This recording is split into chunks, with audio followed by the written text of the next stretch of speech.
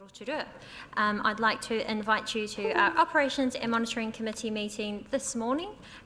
Remind you that it is being live streamed, so please keep your mobile phones off, and we will have a short break for morning tea at 11 a.m. To open our meeting today, I'd like to ask Councillor Kai Fong to do our karakia. Kia ora koutou, kia ino e tātou.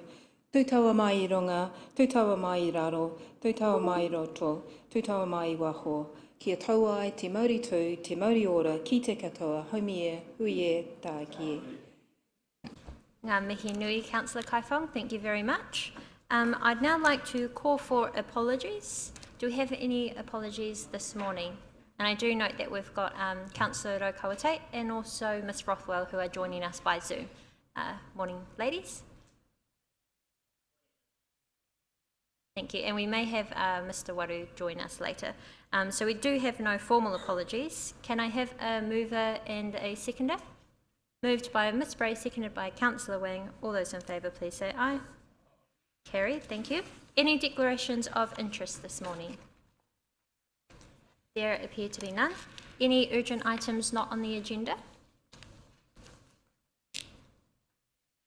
There also appear to be none. I will signal, though, that I have been notified by our Chief Executive that we do have an item that needs to be discussed today. The reason it wasn't on the agenda is the information only came out on the weekend after the agenda had already been distributed. So that item is the Rotorua Lakes Program Sewage Scheme Funding Update, and it would just be a verbal update for elected members to let you know where we're at, and we'll cover that more in the confidential. But as the item is not notified in our agenda and it will be in confidential, I do just encourage that all elected members please make themselves available and stay for the duration of that meeting so that we can have that discussion together, and we'll do that then. So there does appear to be no further items for the agenda, so we will move on to confirmation of the minutes on page 6. I ask for a mover and a seconder for the motion that the minutes of the Operations and Monitoring Committee meeting 3rd of March 2022 be confirmed as true and correct. Moved by Mr Hurd, seconded by Councillor Yates. All those in favour please say aye. Thank you. And we go to our staff reports. Our first report for this morning on page 11 is with Thomas Colley for financial performance. So can I please have a mover and a seconder for the motion that the report financial performance for the 8 months ended to the 28th of February 2022 be received. Moved by Councillor Donaldson, seconded by Councillor Maxwell. All those in favour please say aye. Thank you. I would like to invite Thomas to overview his report, and I believe we have a PowerPoint presentation. Thank you, Madam Chair, and good morning, councillors and board members. Financial update for the 8 months ended February 2022. So, sorry, Isabel, can you just put it on presentation mode, please?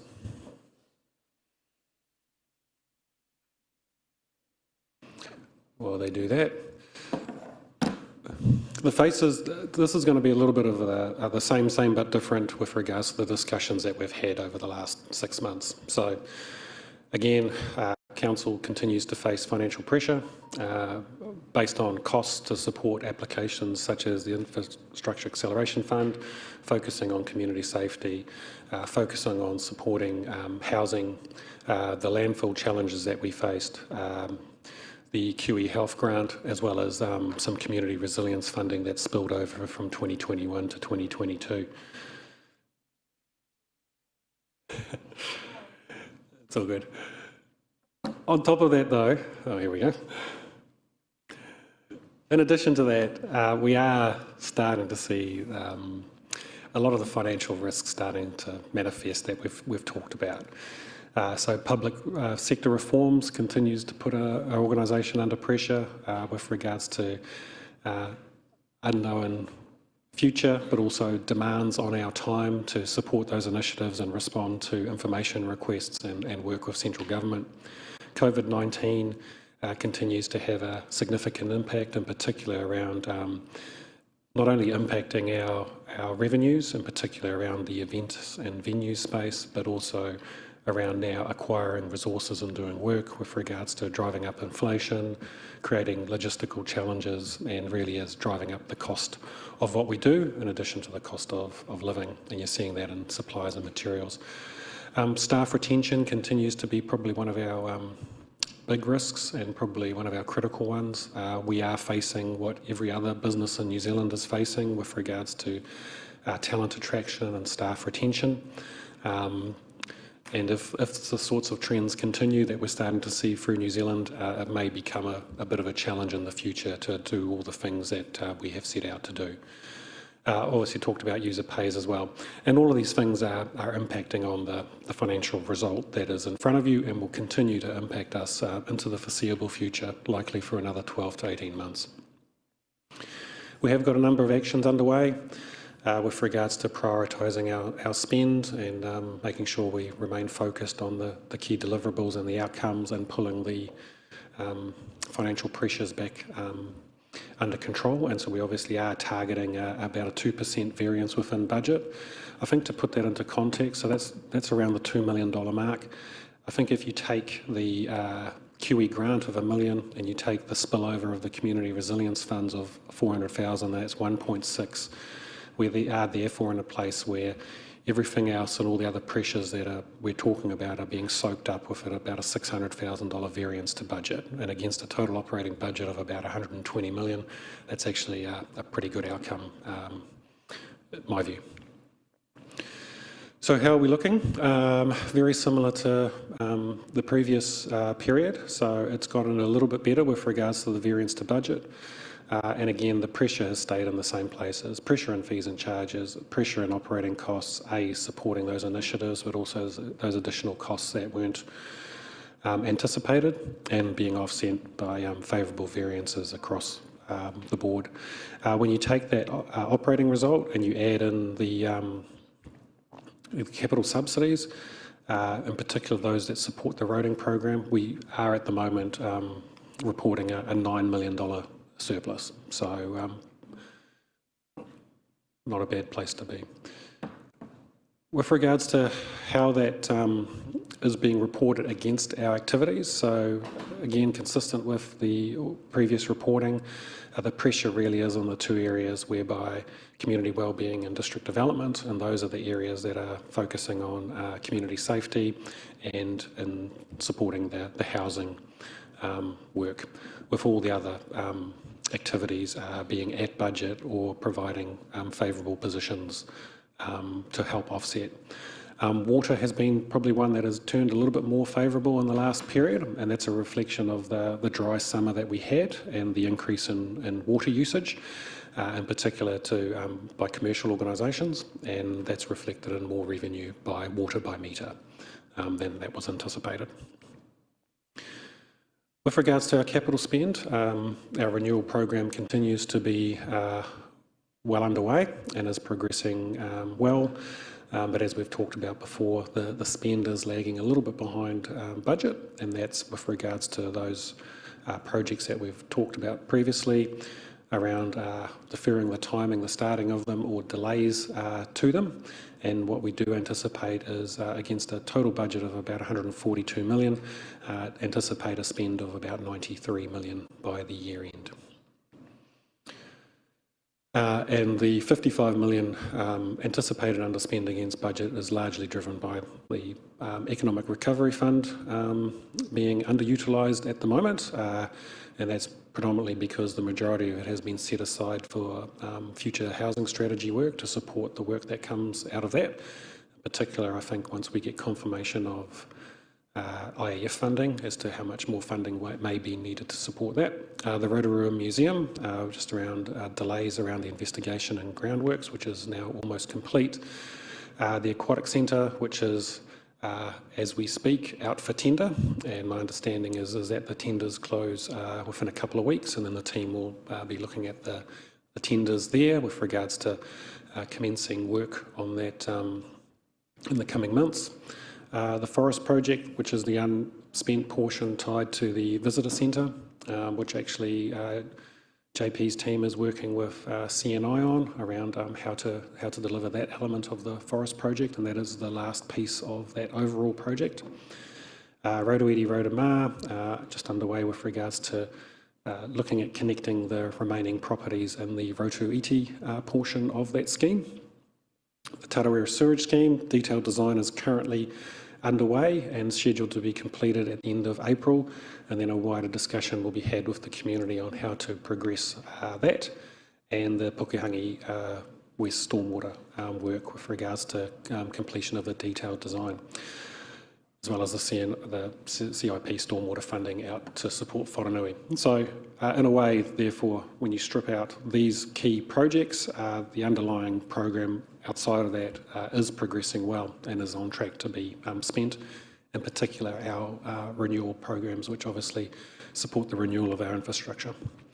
So where we expect the end the year, within 2% of budget, that's approximately about the $2 million mark. Again, just remind you of the additional grant to support QE and that spillover of the community resilience funding make up the portion of that variance against budget.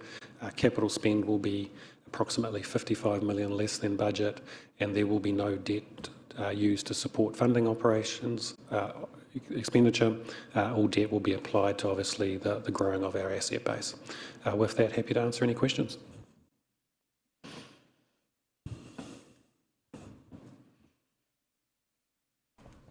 Thank you, Thomas. Your Worship. Thomas, it is a bit depressing, isn't it, really, when you see the same coming through each quarter? Do you see any chink of light? I think the organisation has responded well to the strategies that we've put in place, and I think if you, as I said, if we strip out those two, that one-off grant and then the community resilience funding, I think the underlying variance outside of those two is actually a pretty good result in light of the challenges that we're facing. So I do see that as a little bit of a light at the end of the tunnel. Thank you. Ms Spray, followed by Councillor Donaldson. Kia ora, Thomas. Can you tell me what detention dams are? They're for storing stormwater and ensuring that there's I'm not an engineer, I'll try my best, with regards to the smooth and slow release of stormwater into catchments. Yep. Thank you. Councillor Donaldson. Thank you, Madam Chair. Kia ora, Thomas. Just on your list of bullets there for the capital underspend, there was 0.9 million for detailed design of Tarawera Sewage Scheme. Is that indicate that the design is behind schedule? I know it's a community of I guess absentee owners, so it's hard to catch up with them all, and the usual COVID disruption. But is that what I'm seeing there from? No, I'm not too sure on why the spend is behind, but I can assure you after talking to Stavros that the detailed design is on schedule, yep. And my understanding is that it's on track to be delivered sometime in April, as per planned. Yep. Thank you. Thank you. Councillor Kaifan. Thank you, Madam Chair. Thomas, you mentioned the difficulty we have in terms of retention of staff and obviously cost pressures in relation to wages. So for us to ensure that we are not putting an unrealistic load on our staff when we say that we're continuing to try and deliver the same levels of service with less staff, are we managing that workload of our staff, or should we be looking at reducing our work programs? I would say, and maybe Joe's best to answer this, but the observations would be that at the moment we are able to still deliver all our services. We've been able to absorb the COVID impact on our staff quite well. With regards to vacancies, we are carrying quite a significant number of vacancies, and where we've been able to fill them with alternatives we have. It's probably safe to say, just like everyone else, our workforce is probably a little bit fatigued with regards to COVID and all those other elements, and it may have an impact going forward, but I would say at the moment it is being managed well. Thank you. Just a supplementary question, Madam Chair. It was just around the question of risk, and one of the things that I saw in the papers is that we've put a lot of work out for tender for capital works to be done, but we haven't even been able to get a response from construction companies and the like to actually tender for work, because obviously they're nervous about locking in a price. So how are we going to deal with that issue if we've got such a big program of capital works to be undertaken? So we are at the moment going through and reviewing our current capital works program and the forecast. We are now starting to see those elements come through with regards to our tendering, and our approach is having to be responsive around therefore prioritising the work. So we may get into a position in the future where we're not able to undertake some of that work because of the inability of contractors to be able to do the work, and we will just have to prioritise. But at the moment we are able to still do all the things that we've set out. Thank you. Yep. But that is, as I've said, a significant risk to us going forward. Thank you. Councillor Kumar, followed by Councillor Maxwell. Through the chair, thank you very much. Thank you very much, Thomas. Thomas, and correct me if I'm wrong, and the chair can intervene. But my question is in light of what you said, that there is some light at the end of the tunnel, considering how we've gone through in the last 3 years. But having read the newspapers today, page 5 of the Daily Post, when it says, and we are short of fund, but there's some Federated Farmer group that's accusing us of spending on taking someone to hearings. My question is that this is out of the scope of the budget.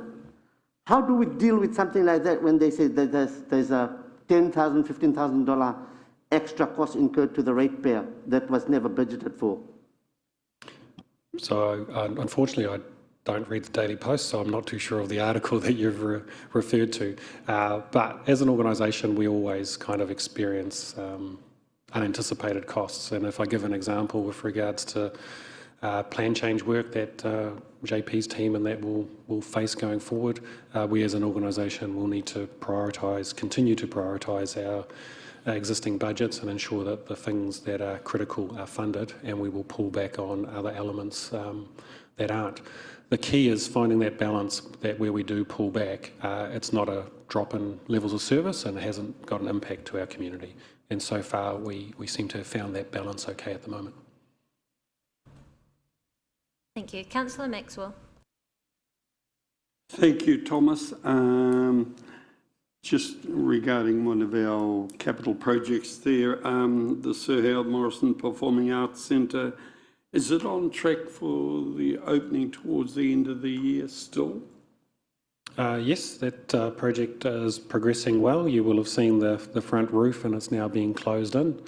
And it's an incredibly busy site, and at this stage there are no delays being indicated by the contractor, so on track for the dates that were previously provided. Councillor Wang. Thank you, Madam Chair. Thank you, Thomas, for the report. I just had two quick questions. The first one was just around the grant that we've provided to the QE redevelopment. Because we've provided the grant, are we able to receive an update on the progress of the redevelopment at a later time?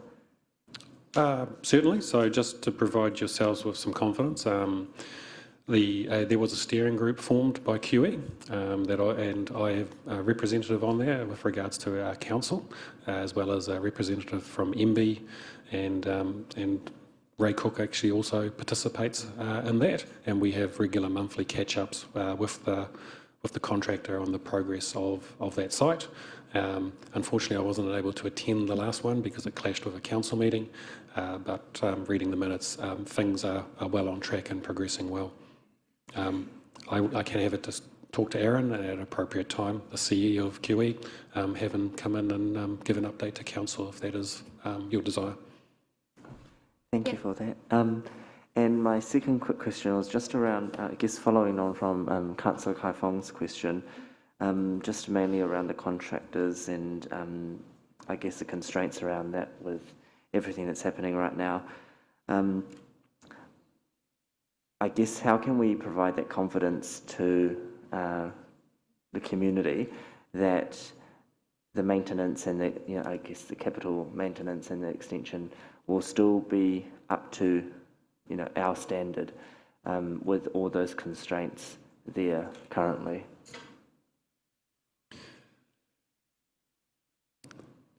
And I know you noted before that, with the staffing, even with the staffing constraints, we're still able to hit, to meet all the demands right now, but just in regards to the capital project. So, there's always talk about potholes and oh, sorry, there we go. There's always talk about potholes and, things like that. And so that we can ensure that confidence to the community that actually we are still meeting all those targets. Yep, so our priority has obviously been on, from an operational perspective, around focusing on housing and community safety. In addition to that, continuing on with the services, all the other services that we've provided. And to date, we've been able to do that without seeing a reduction in service. With regards to our capital works program, there has always been a priority around the renewal of our assets and making sure that they take place, and when they are done, they're done well and they're done right, rather than trying to find cheaper alternative ways of doing that. And so that remains the priority for us. So I guess that's the only confidence that I give you, is that our focus on ensuring that our assets are well maintained remains, and will continue on into the future. If we come up against a scenario whereby we put a piece of work out, no contractors tender for it or such, we'd anticipate therefore that the engineering team will find alternative ways of trying to find that work, to get that work done. Thank you. Your Worship, did you have another question? Yeah, just a question, Thomas, and I think it's linked to your graph that shows the impact of COVID also on the business. But I'm concerned about hospitality as it gears up in readiness for when we are truly receiving visitors again. Is there delays with Toi Te Ora in terms of us being able to get our liquor licences through? I'm not aware of any delays there, Your Worship, but it's something maybe Anaru could follow up with his team and provide feedback at a later date. Great, thank you. Yeah, perhaps if we do know that answer. Kurt's behind me, Yep. so... We may as well bring Kurt up now and ask. But in the future, we'll leave those questions for the operations report. But Morena, everybody. So just to comment on that, we certainly have had some delays with the Medical Officer of Health and reporting on licences. A couple of weeks ago, we were advised that they were returning to somewhat business as normal, and that those delays shouldn't be quite as bad as they have been. okay, thank you for confirming. Was there any discussion on this presentation? Councillor Yates? Not discussion, but I would just like to compliment Thomas and the team and the group of managers that have managed to pull this together for us. Nō reira, nei rā te mihi kia koutou, Thomas. Thank you. There appear to be no other points, but I want to thank Councillor Wang for asking for the Kiwi update. I think that will be very good, as it has put significant financial pressure on this organisation, so it would be nice to see where that has got to and the progress that is happening now for our community. Thank you. Okay, so we now move to our operational report for February. I ask for a mover and a seconder that the operational report for February 2022 be received. Moved by Ms Spray, seconded by Councillor Kumar. All those in favour, please say aye. Thank you. And we start with Thomas for Organisational Enablement Group. Thank you, Madam Chair. I'm happy to take the report as read and answer any questions that you may have. Thank you. That's from page 16 to page 18. I'll give elected members a moment.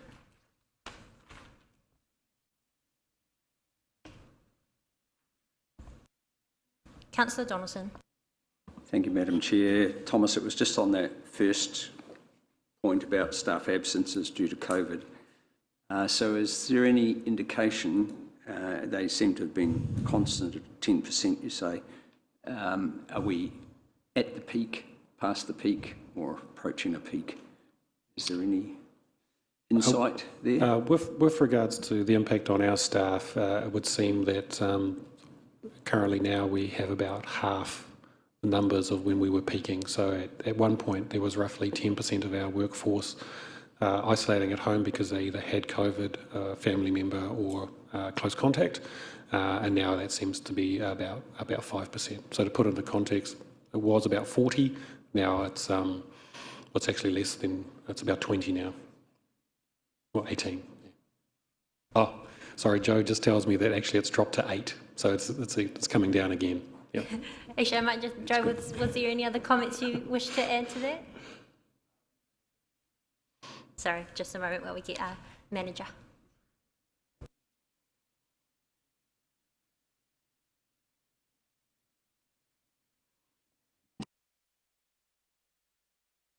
Thank you. Yes, we certainly monitor every day where we are with respect to recorded cases and those are isolating. And of course, when we talk about isolating, there's a number of our staff that are still able to work while in isolation. So it's not just absent from work and not able to work. A fair number of those are still able to operate, well enabled by the IT team.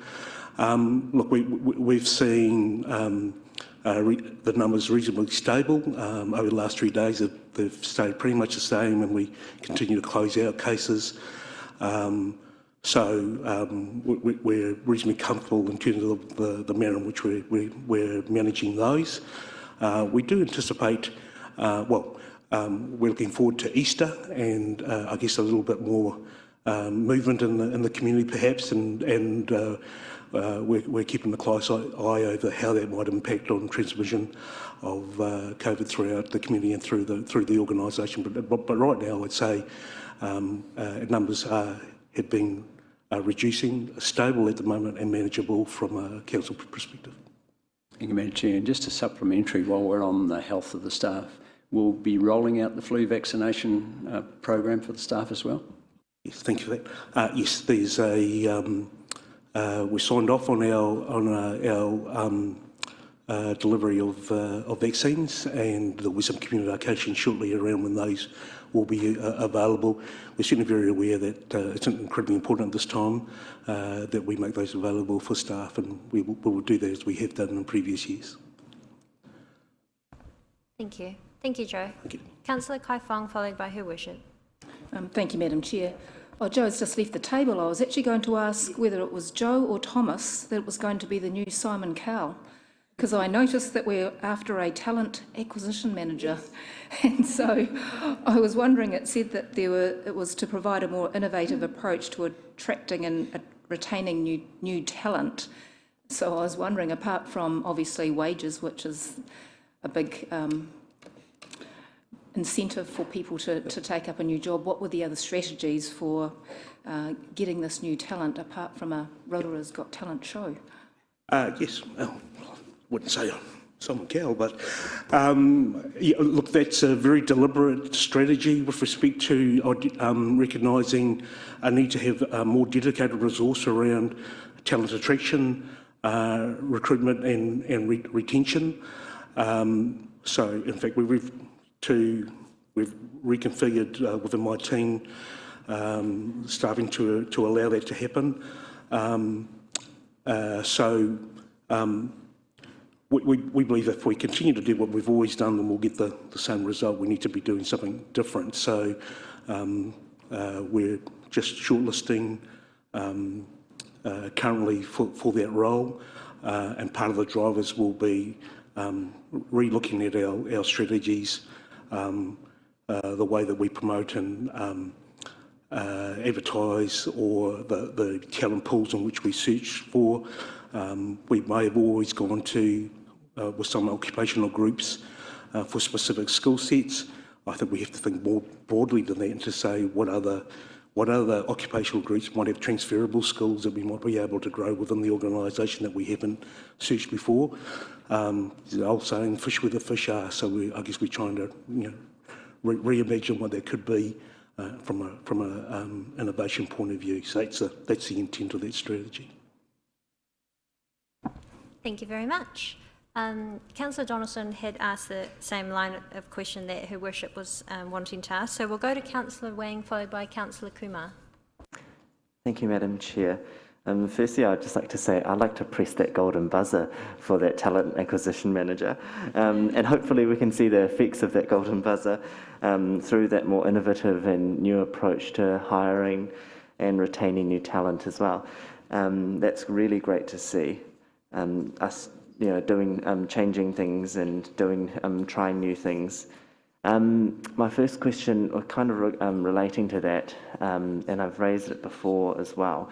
But what work, and could we be doing more work in I guess, inspiring or having internships, inspiring our local rangatahi so that they can aspire in the future to potentially have a role or apply for a role or see themselves in a role with this organisation? Thank you for that. The answer is absolutely yes, and that's certainly within the brief of the role with respect to certainly graduate programs, internships. I think it's a sort of thing that we've invested in the past, but perhaps we need to have a much longer term in terms of how we implement that and follow through, and I guess a bit more of a cycle with a longer term view for that. Well, thank you so much, and yeah, I absolutely agree. That renewal and that succession planning is incredibly important. My next question was just around, I guess, the mental health and well-being for the organisation and for the staff. We've been through this whole journey for over 2 years now, and like in the financial report Thomas mentioned, the light's at the end of the tunnel, but it just seems like this last little hump's going for, dragging on a little bit, and it might just be a little bit, too much stress for some people. What is the organisation doing to help support the mental health and well-being for our staff? We certainly continue to reinforce availability of our employee assistance program. We note from reporting that people accessing that service is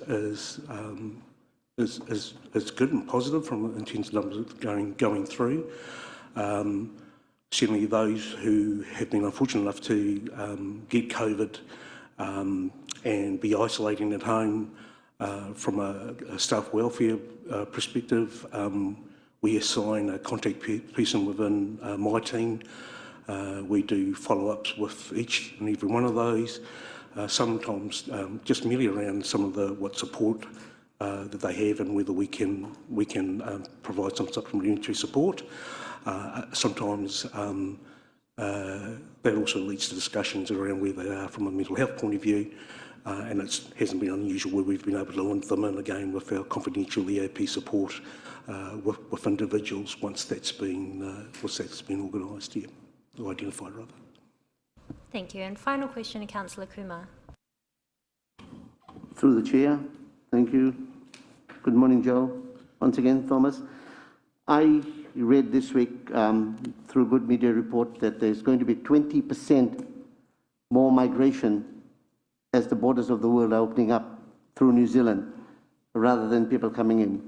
And as an avid reader of the Daily Post again this morning, there is a strengthening report there that this is a good time for workers to negotiate their pay raise because the market is so competitive. My question is, are we stuck in a band because of the way the councils operate that we cannot compete with the private sectors, especially when there is such a dearth?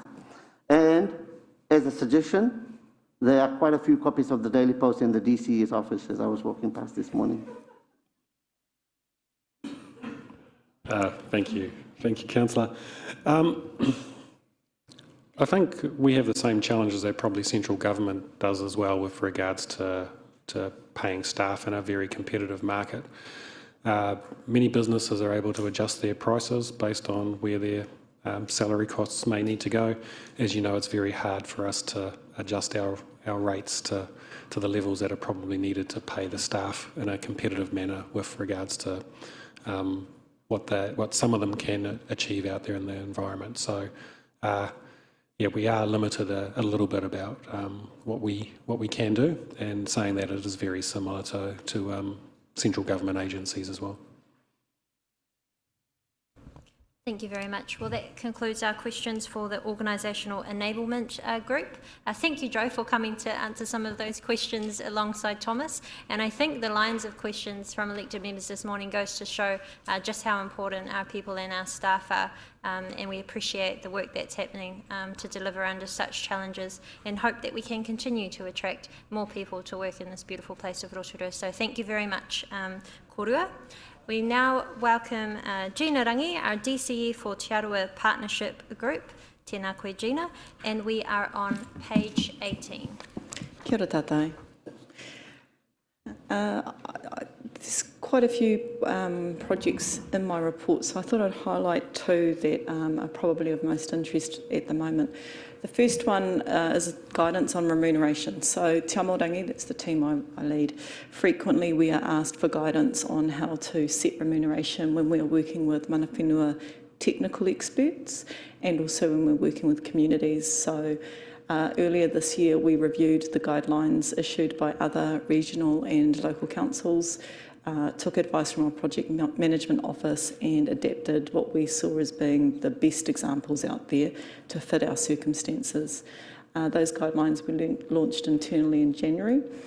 Essentially, the guidelines help our staff to identify at the very beginning of a project what advice they need, to be really clear on the scope of the work that they're contracting, clear about what our expectations are, when things are deliverable, by whom, and what the costing is, so that when we're contracting technical advice, as we would with any other technical advice, we're really clear on the scope of the work and that there's a good process around that.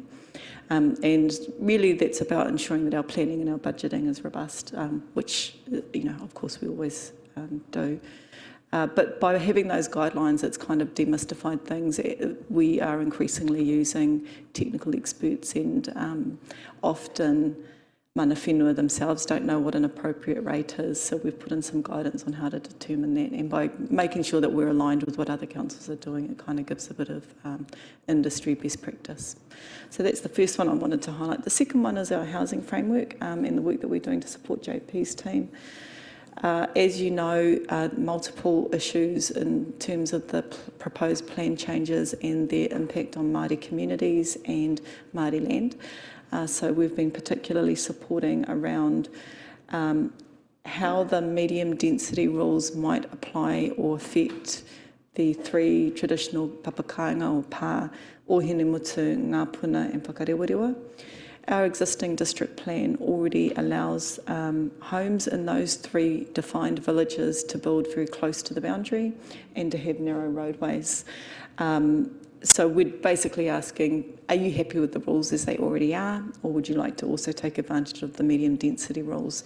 And the purpose is really to ask the community themselves what they want. So we've got some meetings also to be called shortly, just to make sure that we're getting good feedback. We've already started getting feedback on the survey, so that's really helpful. And secondly, papakainga, we have held 2 workshops to date, specifically working with Māori landowners around the existing rules on papakainga in our district plan, identifying what are the issues and impediments to building, and working out options that we might take to improve and streamline the papakainga rules. That's been a really persistent complaint or issue from Te Aroha for a long time, so I'd really like to acknowledge the decision that the council took to ensure that that was within scope of our work program. There's a lot of, I think, good response from Te Aroha that this is needed, and willingness to support and help identify what we can do. And the last thing I wanted to highlight was applications for funding for Matariki, which I was asked about at the last meeting. So since the last meeting, the TIF fund has closed. Te Tatau o Te Aroha and Council put in a joint application, which was prepared by Red, and that application will, if we're successful, provide for us to work with mana whenua and then develop wayfinding and light art in the central business districts. So, you know, should be some really attractive, exciting, beautiful works that represent our place. And also we're aware that Te Tākinga Marae also put in an application for funding, primarily for environmental projects, a walkway and stargazing platform. So if there are any questions, I'm happy to take those now. Thank you. Councillor Donaldson, followed by Her Worship the Member. Thank you, Madam Chair. Kia ora, Gina. My question was around Matariki, and I just asked the question, what does avoid commercialisation look like when we're talking about the Matariki celebrations? Because I know the shock that's felt in Waitangi when Waitangi doesn't happen, Waitangi Day celebrations don't happen. I know we're booked out for Easter, and the business community will always look for the opportunity around a public holiday. Just some clarity around that is what I'm seeking. Thanks. I think the main concern is using Matariki as a marketing exercise without having an authentic understanding of what it really means to people. And so sort of thinking it's a new year or thinking it's you know, parties with champagne and things like that. Like, Matariki is first and foremost a time where we remember those who have passed over the year. It's a time for gathering, for sharing food. It's a family event. And so commercialisation, I think the concern is where we might use Matariki simply as a promo vehicle without actually understanding what it's about. And so the things we might be promoting, if they're overly commercialised, they're not really authentic to what the event means. I don't think anybody's concerned about things being popular and and attracting people. That's not a concern. Yeah. Tēnā tika tō kōrero, Gina. Her Worship the Mayor, followed by Miss Bray, Maxwell, and then Councillor Rokawate. Well, a great report and so much work going on. I suppose you didn't think you had licence, but I'd like you to let the wider council know that we're a finalist in one of the sections of the Excellence Awards for the local government conference, and it's very pertinent to your portfolio. So would you like to share that? Thank you for the reminder. I was going to mention that we were notified earlier this week that I hear at the moment it's confidential. Oh, is it? Oh, well, we're pegging away. I haven't said what it was. So no, very good. Thank you for that. You stopped me just in time. But we're getting there, and it will be exciting if we do. Okay, Kate, horrified. Well, sorry. Hopefully the next update is one of success. So there you go. We'll find out then. We'll go to Miss Bray. Kia ora, Gina. Kia ora. Gina, it's really good to see that paragraph there about the rates and supporting marae to apply for emissions and also the historic rating issues. Can you just give us an update of how that piece of work's going? That's primarily a Thomas in his area. My team is supporting particularly around Māori land and the complexities under the legal framework that apply to Māori land. It's been a really ongoing collaborative project between our two teams, and I really would like to acknowledge the support and the real understanding from the rates team on the need to communicate clearly, to try and resolve long-standing kind of either confusion or complaints. Part of it has been, for example, recognising that marae have been closed for much of the last year. Their only income is generally from bookings. So similar to many of the other industries in Rotorua, they have had a massive drop in income. So working through the possibilities for emissions and supporting them to do that, and it's been a really rewarding. I know of at least 2 marae that have successfully gone through that process, and our team are reaching out to other marae to make sure that they're okay. Not all of our marae have been closed, not all of them have had that drop in income, but for many of them it has been a significant impact. Thank you. Thank you for your question, Ms. Bray. And if there is any further detail you want, then feel free to get in touch with Thomas. Councillor Maxwell. Thank you, Madam Chair, and thank you, Gina, for the report. I wanted to start off before my question by saying that I'm really impressed with the way that our Te Amarangi unit is working, and it's proved here with the amount of work and the amount of areas in which they are helping in our community. Tremendous report, but I was going to touch on one that Councillor Bray just raised there. That was on the supporting marae for remissions, but I thought marae were rate free anyway. Good question. They don't pay the uniform charge that most other landowners pay, but what they do get levied is water use. So where a service is actually being used, they are metered, and those charges are applied to marae. But it's only for things where there's a targeted rate that applies to a service that they're actually using. So, for example, not all of our marae are on water, so they wouldn't pay the targeted water rate. Supplementary question, and yeah, I promise not to tell the world about the local government conference awards that's coming up, but when will it be released to the public so we haven't put in some of us can celebrate? We haven't got any notification around that, I'm afraid. We go to you, Councillor Rokawate. Thank you. I'm pleased to see the guidelines for remunerating will this be given to outside consultants or planners right at the start when they come to seek advice or help? I suspect some of them have had a service for free in the past, and they might find.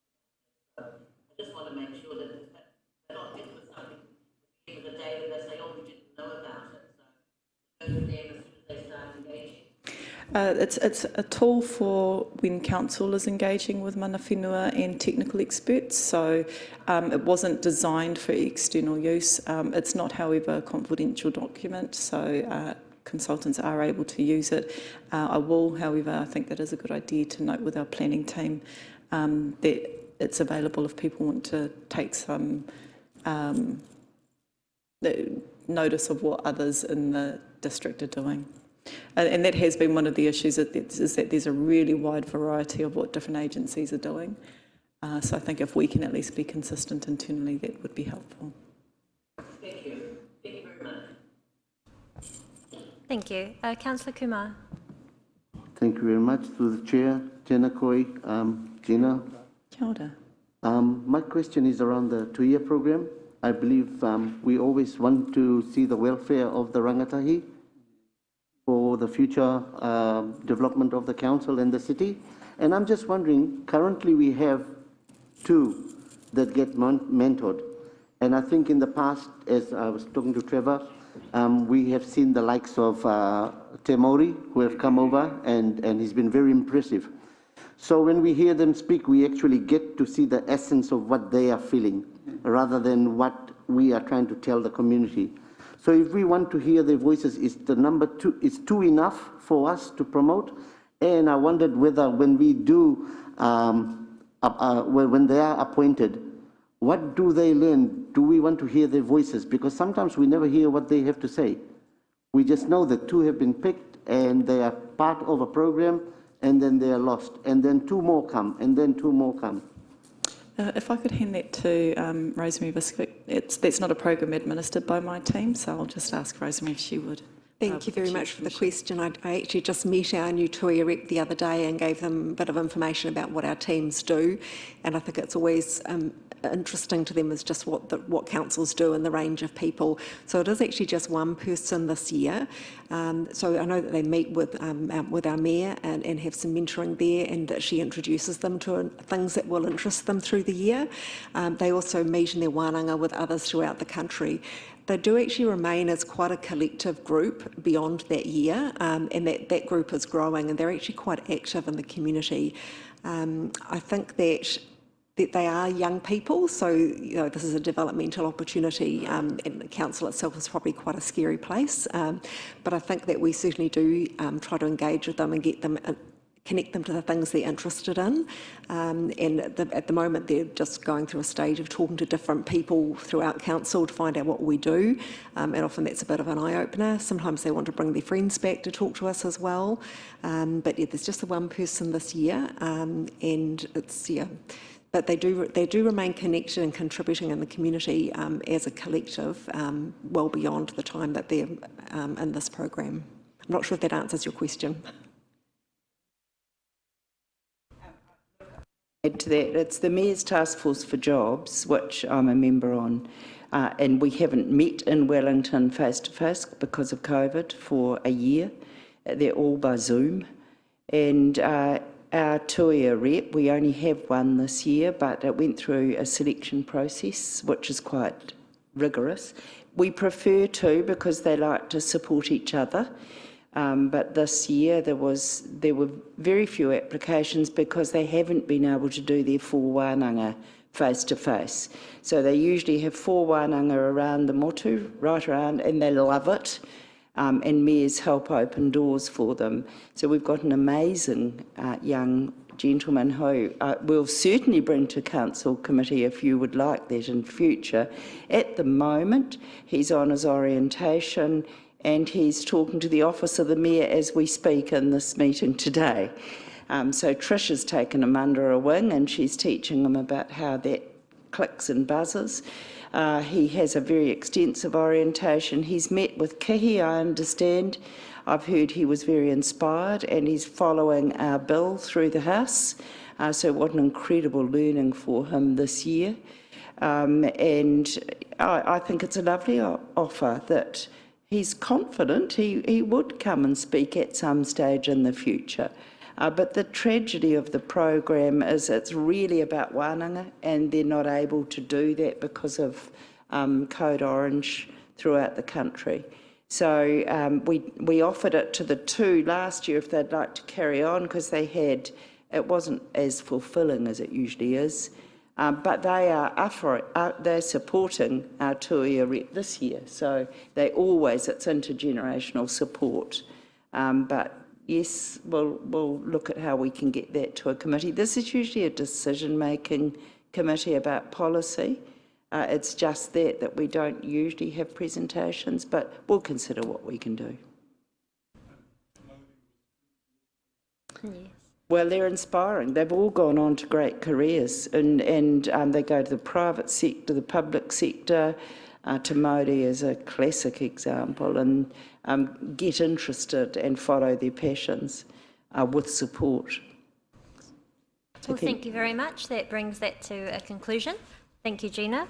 And we now invite our DCE for District Development Group, JP, up, and he will have a PowerPoint presentation for us. Over to you. Morning, Madam Chair, and good morning, everyone. Just a couple of things I'd like to highlight first before I ask Isabel just to pull up a couple of slides I wanted to show you. And probably that refers to the slides or the graphs on page 21. So again, you can see that we're tracking well for residential lots being created. And also the building consent figures are still tracking well.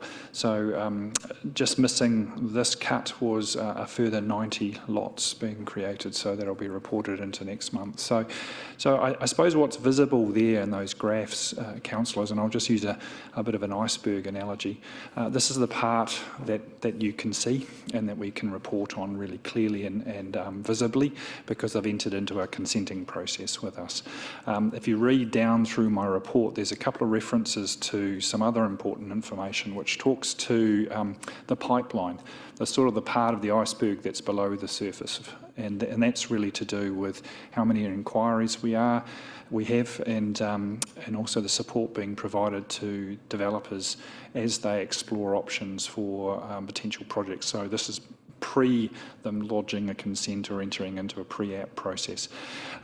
What's been really positive is the increase in the number of developers who are active here. So I think at worst we had approximately 4. At the moment, we've got about 16 key developers and certainly a number of iwi trusts who are looking at development. So a significant area of work that's going on below the surface, which for us gives us some confidence that the trends we're starting to see here in the way of lots being created and building consents being issued will continue and are a clear response to our supply issues and our acute housing needs. So that's really positive, and for us it also shows that a lot of these developers are looking through the current cycle and the challenges we see around interest rates or the supply of building supplies. So that's really important, I think, for the need to see more homes being built in the city. Having said that, though, certainly from the building consenting side, they are seeing a reduction in the number of consents coming forward for renovations. So people are acknowledging challenges finding someone to do the work and obviously also to do the work and to get the supplies to do that work. So whilst homes are still trending in the right directions, other works on properties are starting to drop away as we're starting to see those supply chain challenges across the sector. And probably the other thing too I'd just like to highlight, and Isabel could just bring up the slides, is as we move rapidly towards presenting you a intensification plan change in August, there's been a lot of activity about preliminary engagement. And again, I'd like to acknowledge Gina's support in making sure that we've got the right people there, having the right conversations with the right stakeholder groups. So not easily read there is just some of the meetings that the planning team and the consultants that are supporting them have been having with interested groups. So local developers getting that one-on-one conversations, both singly and as also in collective meetings. The mana whenua group meetings that Gina mentioned, the specific ones around papakainga, some general community group consultation phases, just raising that awareness about what the medium density residential standards are and what is the timeline for those plan changes. If we just click through to the next slide, importantly I'm just making sure, well maybe I've got the slides, got the power? I have the power. Just also highlighting some of those next steps for us as we head towards June, which is really the completion phase. So for those who are involved in the priority area project around the central city, we obviously have to reconvene that group and start bringing the two parts together. This is where we're going with the intensification plan change, but where we're up to with that plan around the central city priority area. So bringing those pieces together, and then also the very specific consultation required around papakainga and guidelines for that, what rules we're going to include with this plan change, but also considering the involvement of the villages, which is that residential 3 category within the district plan. So that's all I was hoping to highlight. Happy to answer any questions anyone might have. Thank you. Mr. Hurd. Thank you, Madam Chair. JP, with the housing consents, we seem to be changing the way in which we're reporting them slightly, and I think we're losing a good story. There is a good story to be told from my understanding of the numbers, kind of gone from around 170 to 330 to something north of 400 this year. And I think if we keep telling this, the actual annual new consent story, that's a good news story that Rotorua needs to hear. And the way we're presenting it, we're kind of losing the message a little bit. I'm disappointed to hear that we might have lost that messaging, Mr. Hurd. We've tried to really emphasise a couple of graphs, but we've still got the tables in there on, I think, the next page, page 22 in the report, which does talk to the comparison of consents to the previous years. I think one of the things that we have tried to isolate is those consents that are specifically for houses and homes as being really important to draw out. But happy to talk with you after the meeting if we could do better, because I think it is a really important confidence message we should be sending through our reports and out into our wider community that we are growing, there is demand, and there is supply coming on of homes. So yeah, be really keen to make sure we present it well. So if you've got any comments, I'd really appreciate those after the meeting too. Thank you. Were there any other questions? And this is from page 20 to page 25. Councillor Kumar. To the Chair, thank you, JP. JP, as we were in quite a lockdown phase with the mandate, there was no ability for public to see planners, and everything had to be done. And so did we see a decline then, or what was there, the intensity for people to still communicate at that level was? Look, I think the access to duty planners was restricted, but I think probably over the last 18 months there was that continued step up, and so the figures for this year continue to show an increase on year for the last 3 or 4 years. So I think whilst there might have been periods where lockdowns caused delays, that just meant there was more work and more people appearing to see a duty planner or submitting consents in the in-between phases when things were back and open again. So it has been peaks and troughs, I think, over the last 2 or 3 years for the planning team, putting them under a lot of pressure, but actually the numbers have been a sustained growth. Thank you. Were there any other questions? There appear to be none. And just in summary, I do just want to reiterate what you said, JP, about we only see the tip of the iceberg with the housing and the development that's going on, and understandably, because up until that consent is issued, that is private information for those who are building, but as we see, there has been substantial growth, so there has been a lot of good work, and it is unfortunate that the public only hear through the media about some of the negative stories about emergency housing, but that again is only one side of what's a much bigger chapter on this housing progression that we're doing here with Council. So thank you very much, JP, and your team. We now go to our DCE for Community Wellbeing Group, Anaru. And we're on page 25 to page 44, and I believe you also have a PowerPoint for us this morning. Yes, morena koutou, and thank you, Madam Chair. Just like to take the opportunity to acknowledge the great work that I see being done across our council. It's never lost on me that if we're going to have hope within our communities, that it's really important the well-being of our people together. And today I'd like to talk about the together piece when I come to the community safety conversation. As my observations, but also the intelligence collection throughout my last almost 6 weeks, I've got some thoughts that I'd like to pose to us as leaders in Rotorua, but I've also got some opportunities I think that I'd like us to consider as decision makers. Just within the report, I thought I'd ask Rosemary to talk briefly to our COVID-19 response, because there are some things outside of normal scope that we're doing and that we have done with our partners to really support our communities in Rotorua. So I'm asking Rosemary to talk to the work that her team have been doing in regards to COVID. Through you, Madam Chair. The COVID response has been very much a collaborative effort.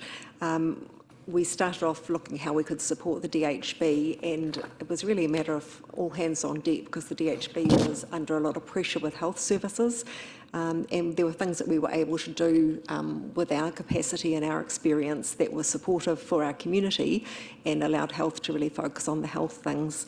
So one of those was around CAI coordination and the ability to scale up quickly to be able to be delivering food to people isolating at home who had no one to shop for them. And I think because Linda Johnston and the Civil Defence team had a lot of experience of doing that in the past, we were able to build on that experience, had enough notice from NSD with a contract and some funding to actually employ a coordinator who's led that work out. That work started in the stadium and has actually moved to a different location now. There's a forklift involved. There are big quantities of food going through. It's about 20 packages a day. And the team have also utilised others in the community. So supporting our local taxi service, Rotorua Taxis have offered us a very good deal to be delivering on a daily basis and are very available. They've even helped come and pack on some days when we've needed people to pack. And also using VR security alongside their other work for council sometimes that's fitted in. So trying to utilise other businesses in our community and keep the money going around. And I guess Pack and Save has been our main place for sourcing things. And again, they started off packing for us in boxes, and very quickly, with their own supply chain issues and their own staffing issues and the quantity we were wanting, that had to stop. And so we have ended up doing packing ourselves and getting bulk deliveries. So we've learned a lot along the way, and it's been really good to be able to support MSD with that. Ideally, in the longer term, that'd be good to see that move to a community provider, but to be able to scale up at the level required quickly was something that our department was able to do. And the other area where we were supporting, particularly with health, is around the RATS tests. So the DHB had quite short notice of policy change from government around how RATS tests are coming and large quantities being pushed out and nowhere to put them. So we helped them with a place to put those large quantities of RAT tests in the stadium. And again, supported them with the logistics of getting them out. Initially, people driving through for essential services and collecting bulk amounts for essential services, and then helping to get the supplies out to local pharmacies and also to the Taupo and Turangi district, to the providers down there. So it was very much a logistics function, and the events team at the stadium again had that expertise and had some downtime so that they were able to do that. And really appreciate our teams have been juggling, because we've sometimes had people off sick. So there's been a lot of people supporting each other across different teams to make that happen. But I know that it's gone really smoothly. Again, at one point we put the call out through Rotorua Economic Development. Are there some more people who can come and help, because they wanted to set up an extra RATS testing collection place at out east side when we didn't have any community providers out there, and a team fairly quickly came on board and just stepped up and ran that for a couple of weeks until it was no longer needed. So the RATS testing has definitely quietened down now. There was a huge amount of work to get it started, and a lot of people urgently wanting and some impatience, I guess, to get their tests fairly quickly, but it's now settled down to a much more regular thing, and that's going really well. So my thanks to all my colleagues who've really helped to make that happen for our community. It's been a great learning curve and a good experience being able to support. Thank you. Thanks, Rosemary. You'll see behind us we've got our team here, so with the report, if there are any questions that you have, you feel free to ask. I do have a presentation to deliver, and so Kurt Williams and I will talk to community safety. And what I've asked Kurt to do is to talk about the background of where we came from, our achievements to date, and then we'll talk as a blended package about the next steps or potential next steps together. And I'll give you what I think is the strategic overview of what I've observed during my short time here.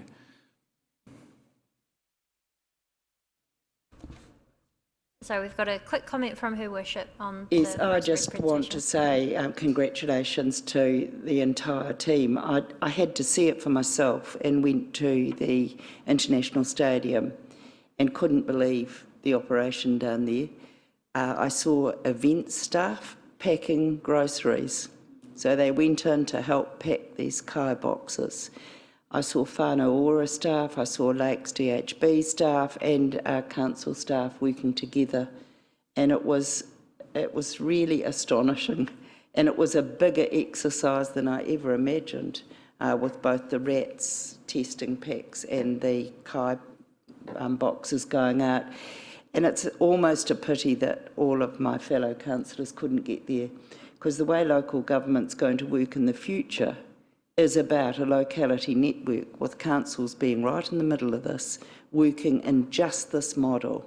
And it was just fantastic, and I congratulate you. It was interesting talking to the staff, actually, if I could, for a minute, where they said they just loved it. They weren't doing anything in the event centre because nothing was happening, but they had no problem putting on a whole new way of working and they loved working together. When we get that right as a community, we're really going to thrive. And I congratulate you for having the flexibility to say we've got to do something different at this moment in time to meet a community need, and then knowing when to let that go out to a community provider. So it was amazing. And you know, it got very little coverage about how our community is building together to work together for those vulnerable communities. And what a pity, what an opportunity lost for a fantastically good story about Rotorua being a place for thriving communities. So well done on that flexibility. Thank you, Mayor Chadwick. Like I said, I'm very proud of Council in general. That ringa manaaki is very important for our people, particularly at times like these as we go from a response to COVID to our recovery. So no, really, thank you very much for that. Are there any general questions before we speak to community safety? Councillor Kumar. Through the chair, thank you very much. Maybe Kurt could answer this one. Good morning, Anaru. I see over here, and this is probably, I don't know whether it's in safety or general, but I see impounds have been up. Has this resulted in an increase in revenue, and how has the response been from the owners? What has led to this, that we've had such a huge impound in the last few months? Thank you, Councillor. So that's a very good question, actually, and it's one that we're still doing a little bit further work around to understand that. We've had quite a range of responses, and I guess we've had to adapt our response as well through the various stages of COVID. So while we've had a spike in impounds at one point, we've also had a slightly separate period of time where we, due to the pound being closed, we've actually been delivering dogs straight back home to their owners. So it does sort of go in fits and starts around wherever we're at with COVID. The impounds themselves,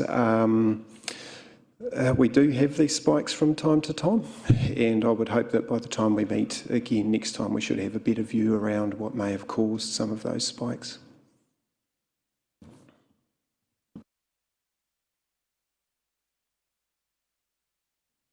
If there are no further questions, Isabel, would you please be able to show the slides? I mean, we'll take questions at any time. But what we thought we would do now is Kurt and I will take you through our community safety journey to today, and then I might add some comments to that, and then perhaps if there are any questions after that or at any time. Thank you. Right, kia ora koutou. So I'd like to just start by taking us all back in time, pre-COVID a little, to December 2018, just as a bit of a reminder of where we've come from. So back at that time, we had a collaborative partnership formed between council, police, and key safety stakeholders in the city. So those stakeholders ranged from local businesses through to our CBD block champions at the time, which then turned into our takiwā champions, collectives like Eat Street, and so on. So that response was formed because of increased negative perceptions of safety in the CBD at that point.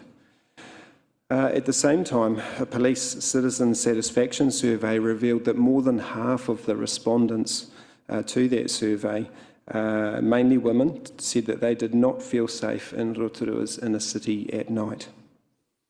As a result of the partnership and us working together more closely, we then saw a subsequent 17% drop in reported CBD crime, so it definitely had a collective impact. We also, at that stage, had increased our CCTV monitoring at council, which used to just run pretty much within normal business hours, with the exception of things like the night market. And our patrols also stepped up, particularly over that summer period where we knew there were more people out and about, which is good on one hand, but also provides opportunity for others with less desirable aims. So this approach, similar to most things that we've been doing in the last few years, has continued to evolve in response to seasonal changes and any trends that we're seeing happening across the board. Crucially, our Guardian team pivoted from being purely ambassadorial at the start of this, when this happened, to providing a purposeful visual deterrent, and even at one point, which I know we have covered previously, assisting with things like property protection for businesses in the CBD during lockdown. Crucial moving forward from there was RLC's draft community safety plan, which was adopted in March 2021, and the conversations that led to that around the importance of community safety going forward into our long-term plan. Just in relation to the background here, I was the area commander 2018 for the police. And so working with our CE, with Jeff and the team, when we came up with this summer safety plan, it was very much around community safety, equally about how we work collaboratively together as community. So to roll forward to today and be sitting here with an opportunity to help with my council lens on alongside you, I feel very encouraged myself. I guess what I've seen in regards to the plan and the draft plan is I'm happy with the draft plan. The strategy is solid. There's been good investment. And operationally, it makes sense to me. I will talk a little bit more later on as we get to next steps about some of the things I've observed as through the report, I have been out on foot patrol with our guardians as well to get a sense around our community of some of the things that they're seeing. So I'll talk to that a little bit later on. Might just take a question now from Councillor Bentley. Thank you, and thank you, Anna, for your presentation. My question is, you was probably in charge or involved with the police in Rotorua at a time that we did away with our city focus, which at that time had a police presence during the day, every day, which was great. Did you notice any increase or decrease in crime at the removal of that police presence? Thank you, Councillor. It was actually before my time. I think that was in Inspector Horn's time. However, when I was the area commander here, certainly I see value in having our community constables known to our communities, and certainly in feedback that I'm hearing even to this day, it is about our communities wanting to know our local police people together. So, you know, from my perspective, those are conversations that we need to have moving forward with our police colleagues in regards to what does community policing look like for Rotorua now and into the future. And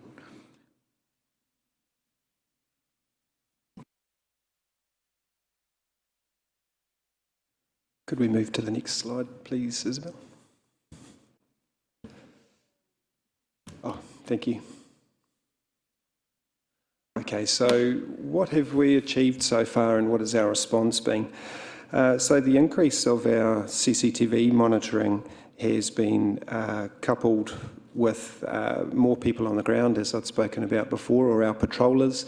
They've also been supplemented by doing they've also supplemented their foot patrols by including bike patrols, and as a result of the COVID lockdowns, also vehicle patrols to extend our reach further outside of the CBD.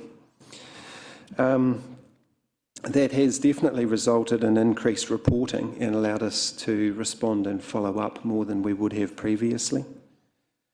The response times to attend to issues that they do spot out there too is also on the improve.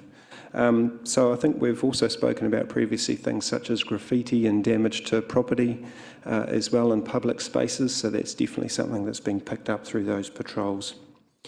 In addition, monitoring of alcohol ban areas, that's still a thing that happens regularly, and most people that the patrollers come across are just somewhat unaware of the ban and do comply with the request to dispose of the alcohol. Also, the monitoring of areas which we know are used by rough sleepers. The sanatorium reserve, which was also touched on last time that we met, was one of particular concern due to the hydrogen sulfide and a number of other risks in that area. So the patrollers definitely try and keep a close watch on those areas, while also acting as navigators through people that are in need of help, particularly rough sleepers. So the Guardian role in that is to provide a human, caring face to them in that space and try their hardest to link them up to the services that will help to improve their quality of life. Through the COVID lockdown, our Guardians have provided reassurance and guidance to local businesses who may have been uncertain or unclear at times on what the requirements meant.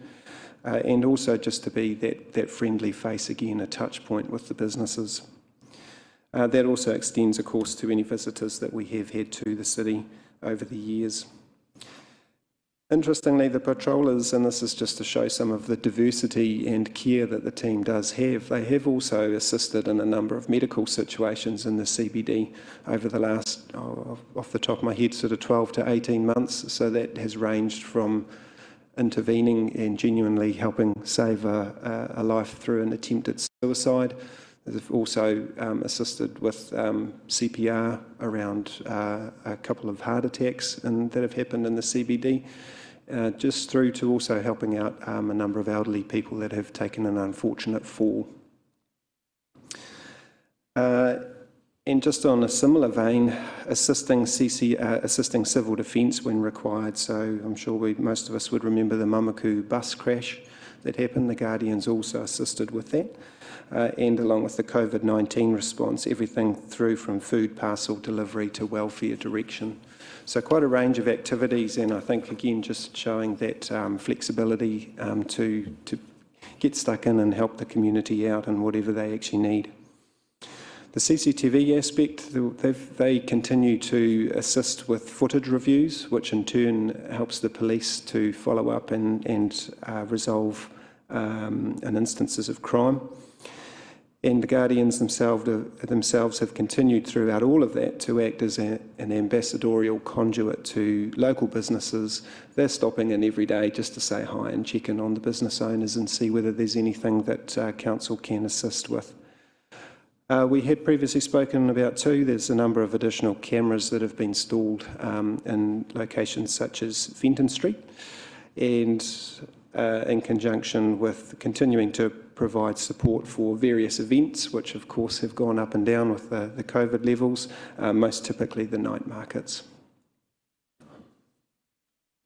If I can just add, when I think about our operational arm, I see we've got animal control represented here today as well, is my view would be they are very visible, they know their business, they are urgent and they are responsible. And what I mean by that is yesterday I put my Merrill shoes on, not Merrill, but Merrill, and I went for a walk with our Guardians. And with my previous hat on from previous life, I'm very deliberate in regards to what I want to see when we're patrolling our place. And I must say, walking up Fenton Street right to the end and back, yes, you may have seen me. If you did, was not huffing and puffing, I think.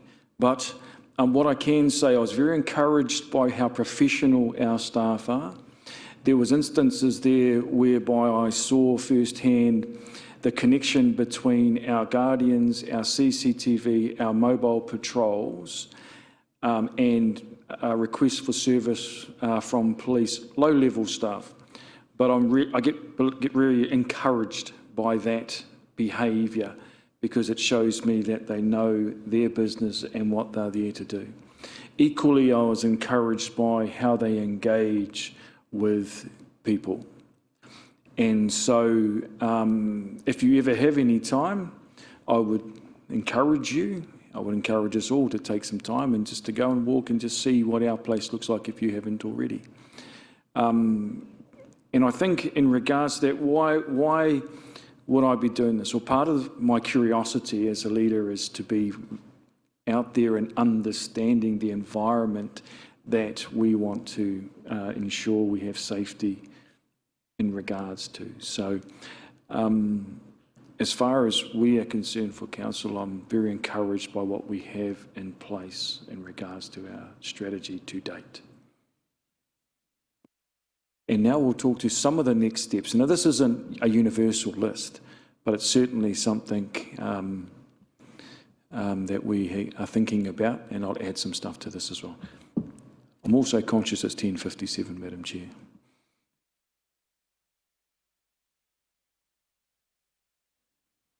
So as far as our next steps goes, we are definitely in the space of increasing collaboration, particularly with Te Arawa, other organisations such as the Māori Wardens, Community Patrols, New Zealand, Infracore, our council patrollers and CCTV, along with the likes of neighbourhood support, community and support groups and the police.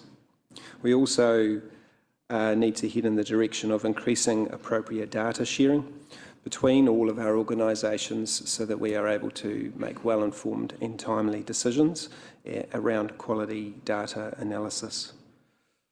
Also ensuring our collective approach is well-informed and future-focused, particularly around mokopuna decisions and centred around our community safety plan. We also have a desire to seek funding and seek to fund activities that align with the community's aspirations, that truly move the dial on community safety for Rotorua, our perceptions of safety and community well-being as a whole. Right in line with that is being able to empower individuals, neighbourhoods and communities to actively participate and lead solutions in their own backyards, begin groundwork to create hubs for community-led delivery of services as well. And crucially, reaching out and staying connected with the community, listening carefully and seeking to understand what it will take to lift individual neighbourhoods and who and what will assist us in achieving a brighter and more equitable future. And so with all of that in mind, why are we doing this? What is this about? So part of this is about us understanding our Rotorua environment. And so from there, for us then to be able to bring back to you as the decision makers some things, some actions that we think would enable us to reduce harm and to make Rotorua the safe place. I am conscious it's almost 11 o'clock. I'm thinking there may be some questions. I think lastly from us, because this is the last slide for us, is the opportunities that we see moving forward is the potential for us to focus our attention on social wellbeing. And what I mean by that, at the moment, through the leadership of Rosemary Biscovich, she has the pen in regards to pulling together a draft social wellbeing framework that we will look to bring back to you. I'm also curious about the potential for a workshop with us around community safety so that we can share insights and think about foresights as we look forward. Happy to take any questions given the time that we have now. Thank you very much. And community safety is a priority for us, so we won't rush the questions. Everyone will get their chance, but please do keep them succinct. So we've got Councillor Donaldson, Yates, Kumar, and then Her Worship. And mine was on just a previous slide, and it was a bit of a plug actually, through you, Madam Chair. Kurt, the night markets are back on, am I right? Yep, cut by. Great. Councillor Yates. Neira te mihi ki a koutou o tira te ohura anaru. And an acknowledgement to you, as I did request an update around community safety. So I really do acknowledge the amount of time and preparation that went into this, and thank you for that also, Kurt. My question is around, and it actually floats back to Joe's comment around mental well-being. Now, with the extensive work that our community guardians have been expected to do over the last 18 or so months, what is the state of their own mental well-being? Because they'll be seeing a lot on our streets. Okay, it's a very good question. I'm meeting with them again on Tuesday. The two staff that I went out with last night, I would describe as magical. And what I mean by that is their energy, their love of our people is quite special. And the sense I have from meeting with our teams is that they care deeply for Rotorua. And, what was interesting to me is that one of our, and I know she won't mind me saying, because we've had this conversation, one of our guardians was actually homeless a couple of years ago. And she's come to this role as a guardian to not only walk the streets, but to help connect our people to the servicing and to the things that they need in order to enable that stronger communication between those who know and those who don't. The way they engage with communities is respectful, honest, and quite exceptional. And if I think about their mindset, the mindset that I see in here is one of hope. And I think that's really important when we're going through things like this and we're in a response into a recovery state, is that it could be very easy to think of being overwhelmed by everything around you. I don't get that sense from our teams. I get the sense from our teams that they really care deeply for Rotorua and the people of Rotorua. Thank you, Anaru, and I'd really like to acknowledge a couple of kupu that were used in this presentation, one being navigator and the other one being ambassador, and that's certainly what we're starting to observe out there. So, neira te mihi. Look, thank you, Councillor, for picking up on the ambassadorial role. It's very clear to our teams that they have an ambassadorial role and that there is a difference between their roles, security guards and police. And certainly that's part of the pivot that Kurt has spoken to, is our people are very good at engaging and connecting people up to things within our community that are going to help them to lead better lives. So thank you for acknowledging that. Thank you. Councillor Kumar. Through the chair, thank you once again. I think our community safety well-being goes well beyond Fenton Street into the suburbs and all over Rotorua. My question is particularly, seeing that you did walk around Fenton Street the other day, Anaru, and this is with regards to, if you've noticed, that maybe one or two of the churches are still fenced off because they're worried about what was happening. And I know a lot has happened because of transitional housing in the last 3 years. But what assurity do they get now that they can take those fences off, that the temple can start opening longer hours for the devotees to go back because of no fear that their shoes are going to be stolen and stuff's going to be missing, because this has been recorded. It is maybe the concern of the police, but this is a community factor as well, when our churches and our temples can't open because they're scared that things are going to go missing. Thank you, Councillor. I think that comes back to my original point around community safety, community wellbeing. There's a together piece to that. And so with our team, we're talking very much around community. So what does that mean and how are we engaging with those communities to ensure that whatever response we have, that it's the Rotorua way and that there's the community response collectively in regards to community safety. I would argue that it's challenging for us alone to be making those maximum gains unless we have the the support and the trust together with our communities as a collective.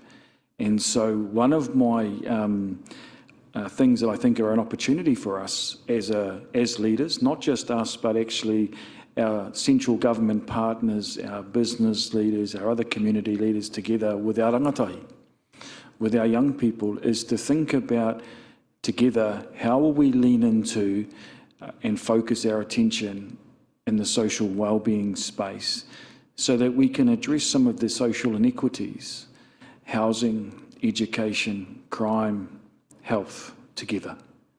And so that's a really wicked challenge for us. However, I think the leadership here in Rotorua is well capable of leaning into these types of wicked problems together. And thank you very much for that, Anaru, through the chair. So as we navigate further into the next few months to have a better Rotorua, can your team work with the police and whether it is a council issue with regards to Tanya Crescent and the image it brings to Rotorua, the plight of the residents at Tarawera, and the boy racing problems at Mamaku? I think those issues have all been covered off in quite a lot of detail actually from council, and even when it did come to light, it was some time after the actual incident. So we are dealing with something that happened a while ago, but if there are any brief comments you wanted to make, you're welcome to, Anaru. Well, thank you, Councillor. Thank you, Madam Chair. Absolutely, it's about collaboration. Community safety is a together piece, and certainly we are working side by side with our police colleagues and others in regards to some of these problems and issues, which also present us opportunities to work together. And that's part and parcel of collecting intelligence as well, is to make sure that our response is timely, it's accurate, and it's proportionate, so that we build the trust within our communities together. And so we're working through those things with our colleagues. Thank you. Your Worship. Yes, and thank you for the report. I think the issue for us, because we're aware of what we're dealing with and the scale of the challenge we've got as a community, we see a difference happening, and I heard someone mentioning about the wardens on bikes. Now, that is a fantastic initiative. We used to have it at Western Heights back in the day, and boy, they became the intel for what was going around in that area. So can we spread that a little bit more, because it's really reassuring.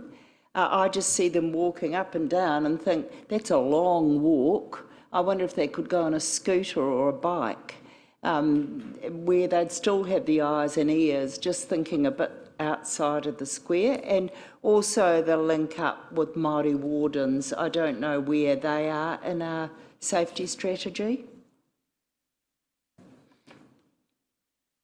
Thank you, Your Worship. Certainly that's something that we have continuing discussions around how we can spread the love, if you like, a little further, and also make it easier on our staff that have to travel those miles. But we are crucially aware of the reassurance that the visibility gives, and that is one aspect that we have had some feedback on from people in the areas that we are patrolling. And are we linked up with Māori wardens? That's they've been perpetually sort of undervalued, and yet they're huge in our community when we have events, and they do much more than traffic control. So I just don't know where they fit. Thank you, Mayor Chadwick. In my previous role, I had one of the responsibilities of national lead with Māori wardens, so I have had initial conversations with Gloria, and certainly, as Kurt's mentioned, that's part and parcel of our enhanced modelling for our safety plan as we move forward. Neighbourhood support groups, community patrols, opportunities for us to consider how we might bring more community to the things that we're doing together. Yeah, absolutely. That's so noted. Councillor Maxwell, and then we have Councillor Kaifong, Councillor Raukawa Tate, and then Councillor Wang. Thank you, Anaru. Yes, you've really highlighted the fact that one of our priorities at Council here is a safe and caring community, and you've certainly highlighted that. I also want to say that I think your approach, your team approach with all your staff and that is, I think it was there, but what's happened is you've even brought it out even further. For me, it's a breath of fresh air. Brilliant. I saw that also at a recent wānanga that staff organised, the Te Amorangi unit organised at Te Puia with one of our wānangas, and the staff that were there, I enjoyed mixing with them and engaging with them, and even you joined us. I think you might have walked to Te Puia too and walked back, I'm not sure. But down to the question part two, but at the same time it's a heads up on the approach that you're having with the team. There's some photographs in here of the graffiti problem that we have on some power boxes and other places, and that is there a problem in our community, Kurt, with or has it decreased the graffiti side of things? Thank you, Councillor Maxwell. In answer to your question, is there a problem? Yes, there is. Still. There is still a problem, and it is one that also we will have to resolve through partnerships. So I know later on this month we have a meeting confirmed with Unison, specifically around the power boxes. Like most other businesses, unfortunately, they've also had a few COVID impacts, which has sort of delayed some of these meetings a little. But there are, this is where the patrols, the Guardian patrols, become really crucial in picking up this sort of thing as quickly as possible, because we do find, we have found recently that some of the areas where graffiti happens, it's a moving target, so we have to keep on top of it. If I can add to that too, please, Councillor Maxwell. It also can speak to the broken window stuff from New York City, whereby as part of our enhanced community safety strategy, there's opportunity for us to look at vandalism and other things like, lawns being mowed, our CBD looking really tidy, and all of these things intrinsically make people feel safer. And so how we triage things like vandalism becomes critically important as we think about our place. So these are all things that would be nice to be able to have a conversation more broadly about our place and that how we enhance the community safety space as well together. Thank you, Anaru. That's very right. Councillor Kaifong. Thank you, Chair. Anaru, it was just a question, I think you had it on your slide about steps going forward and around reporting and data collection. So it's really just looking at getting some more metrics to make sure that in terms of that $1.3 million spend, that we are actually putting the money into the sort of resources that we need, where we've got the most problems. And also perhaps just getting some data, like for example, you mentioned that the police were asking you to attend, or the Guardians to attend to low-level incidences, but if we're collecting data, we could push back and say to the police, well, actually, this shows that we actually need to have more police on the ground. Yes, thank you, Councillor Kaifong. Data, particularly from, I guess my previous role, data drives decision-making in regards to deployment decisions, and certainly here with our team, that's what we're doing as far as looking at potential future state. So, some of the things we're doing in the data space will be to provide metrics that enable us to have a look at and make some strategic decisions and choices in regards to where we deploy to, where we don't, and the reasons why. Equally in regards to, what we're seeing across our workforce. So they will enable us to have different conversations with our partners, which would include the police and their support for additional staff if that was deemed appropriate. Thank you. So I look forward to those reports with those other additional metrics. Thanks. Councillor Rokawate.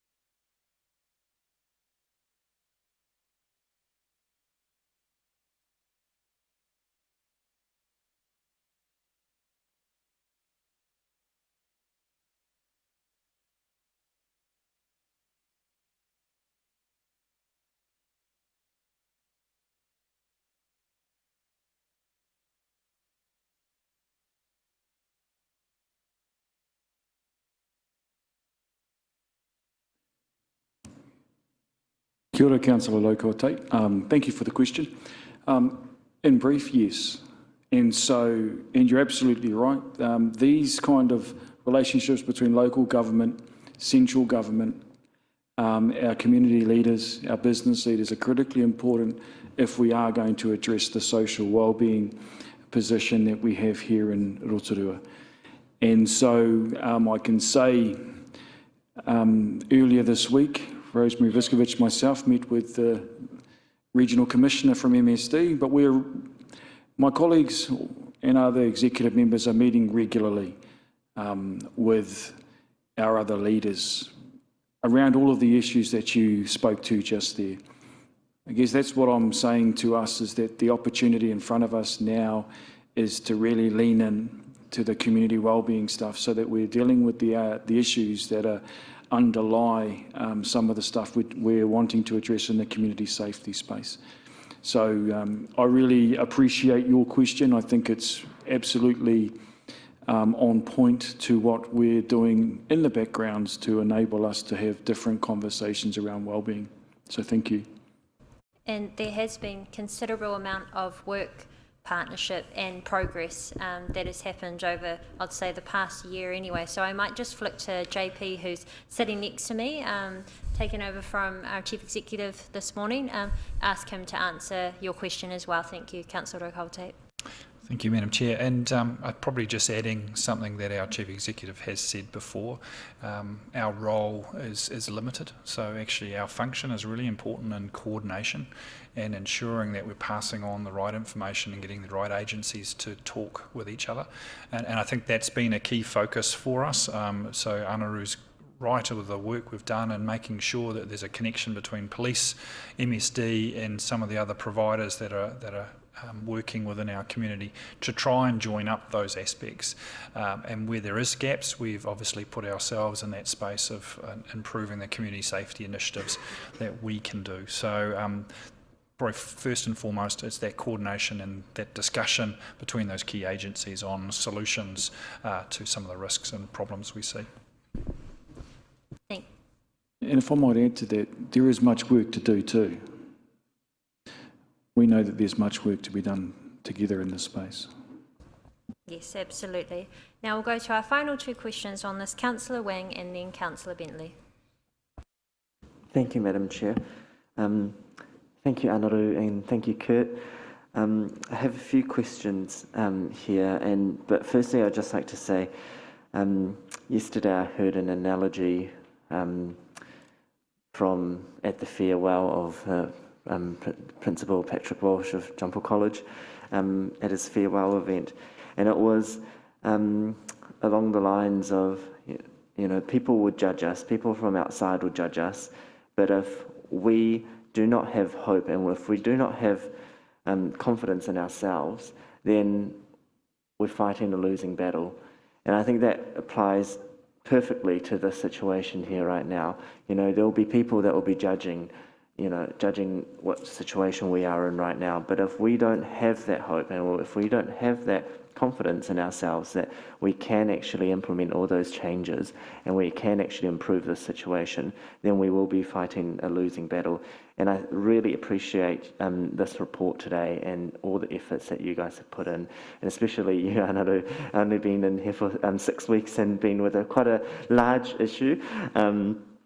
It is a lot of work and really, really appreciated.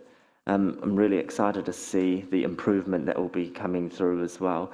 With that, kind of following on from, I guess, Councillor Kumar's comments around the mamaku issue. I mean, it's been raised many times, it's been addressed many times. I think the avenue for that would be through the Rural Community Board. That's been raised many times as well from the mamaku community to the Community Board, and they are working with police and working with the relevant organisations to address those issues, and also offer some tips as well. Being a rural community, there are some obvious constraints there as well.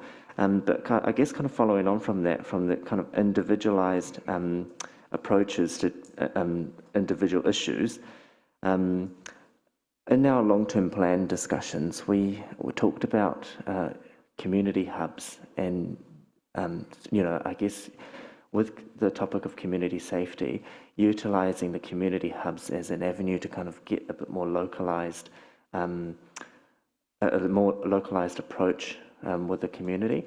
And I'm just wondering what work or, how that's been working so far.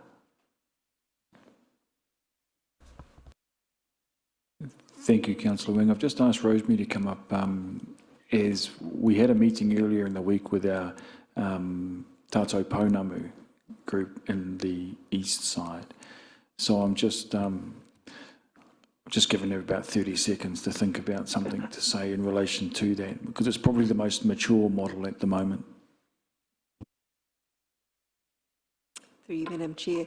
The East Side Community Wellness Plan that was developed over the last few years, there's actually been a lot of investment of many people's time and energy in that community over the last probably 10 years to get that to a stage where there's a really good collective of organisations in hapu out there.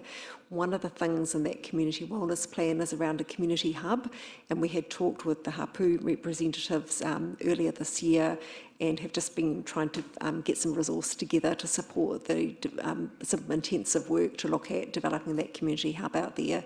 So hoping that will kick off very soon. They have a lot of other things and a lot of other organisations supporting them, delivering services and doing things in a different collaborative way.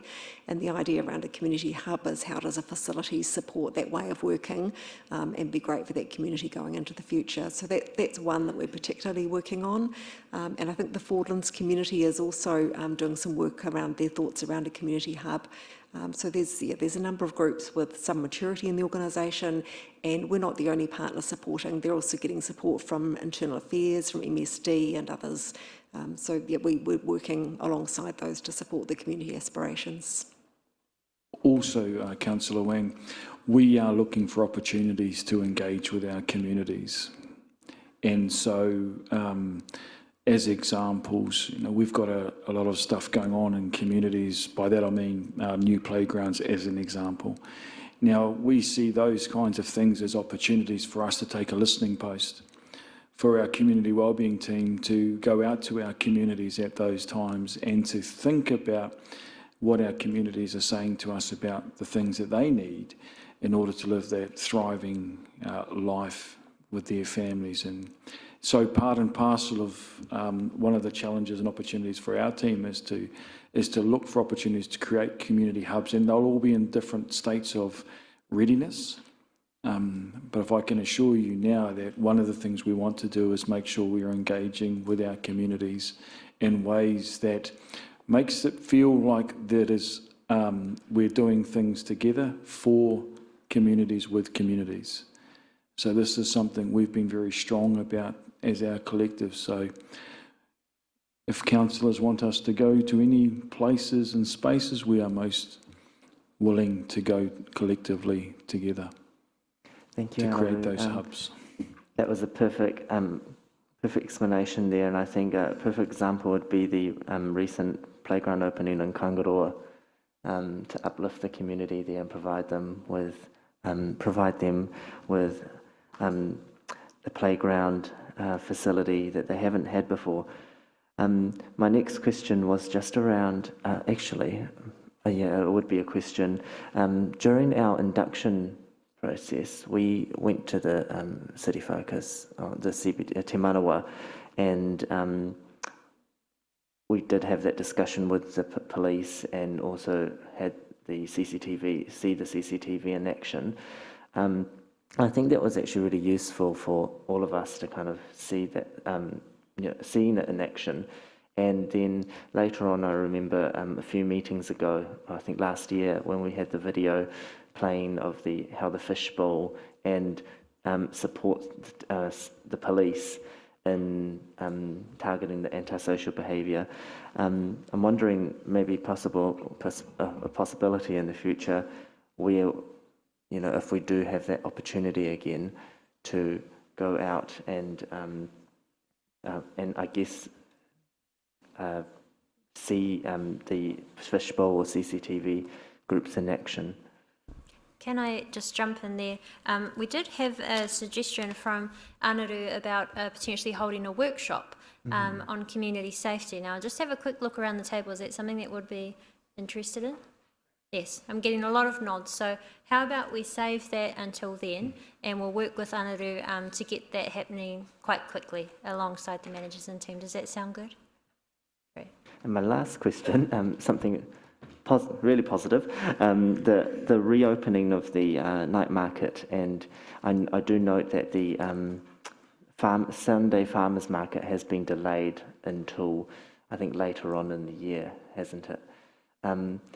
And I guess with that, with this delay, and also with the reopening of the night market tonight, has there been, I guess, an opportunity? How has the retention of the local businesses involved with the markets been? And then also, has there been any opportunity for new startups, new local businesses to join in as well? Kia ora koutou katoa. So yes, we have been able to retain quite a few of our stallholders, particularly for the night market. And you'll see those tonight when we reopen, and we are reopening with a bit of a bang, and I think we've got Te Arawa FM live down there as well, so it's going to be a great night with lots of entertainment.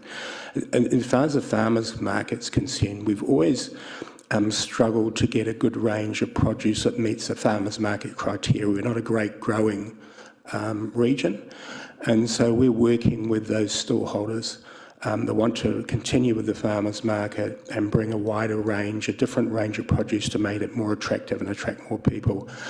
We're expecting that to happen in around about spring. Great. Thank you very much for that update. Councillor Bentley. Thank you, Madam Chair, and through you. With regard to going back to the graffiti business, I noticed that a couple of those graffitis are outside of the CBD. In past years, I was involved with cleaning of the city, as you know, with a business, and written into the contract that I had with council at that time was that all graffiti on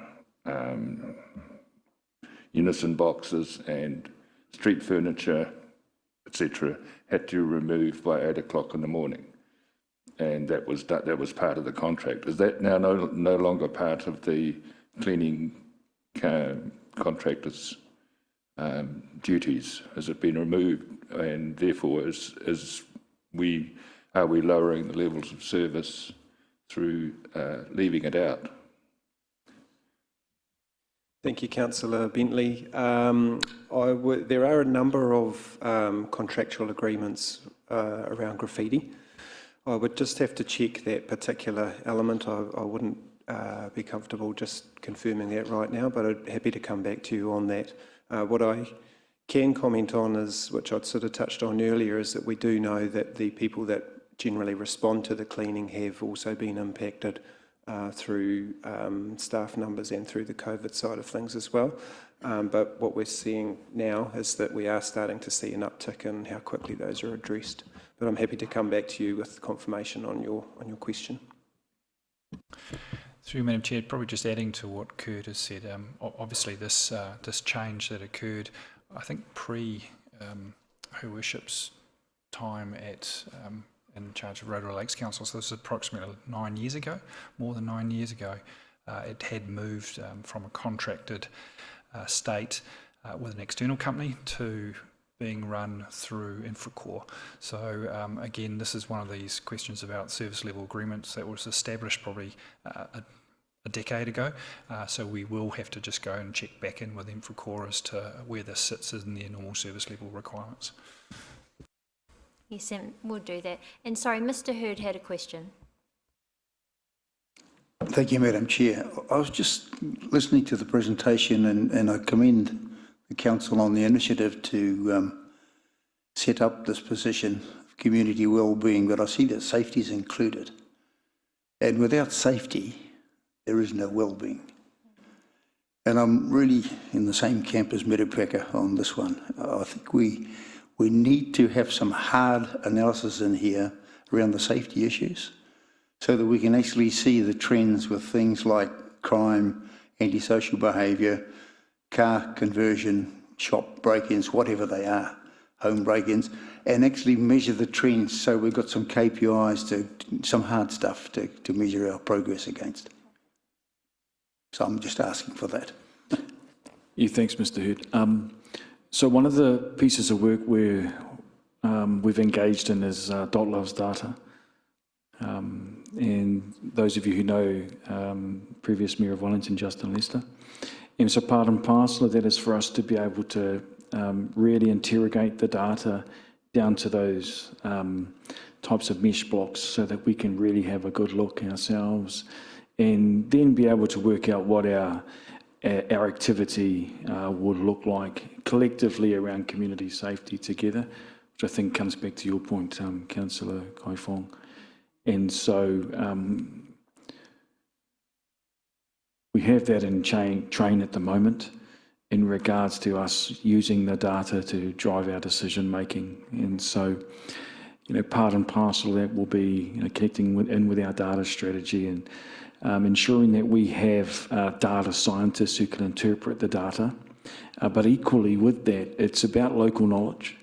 And so it is about us, through our teams and the intelligence that we have, is overlaying that data to give us richer insights together in regards to what our priorities are and the places and spaces that are causing us issues and concerns, so we can ensure that our response collectively is appropriate. Thank you very much for that suggestion, Mr. Hurd. Well, that concludes this discussion. I'd like to thank everyone for being so patient as well. This is a hot topic, and it's good for us to get to know Anaru a bit more in his new role as DCE and what the priorities are. And special thanks as well to all the managers that are here and help to answer our questions too. So thank you very much. We'll conclude now for a short break. We'll do about 15 minutes to give everyone enough time. So if we could please reconvene at 11:50. Thank you.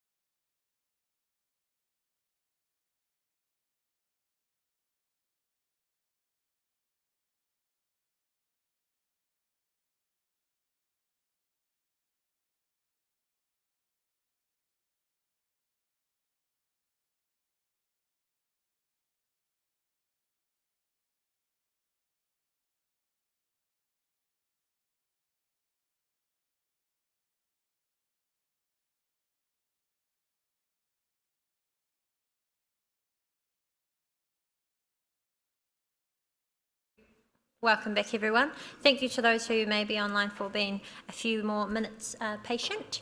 But we'll kick back and reconvene our, not kick back too much, we'll kick back into our meeting and reconvene with our Infrastructure and Environment Solutions Group. So we are on page 44 of our agenda now. After that, we'll go to our District Leadership and Democracy Group, DCE, and then into Public Excluded for minutes and the urgent item. So we welcome Stavros to the table to overview your report, and this is page 44 to page 55. Kia ora tātou katoa. Thank you, Madam Chair. The report I've got in front of me says I'm on page 29.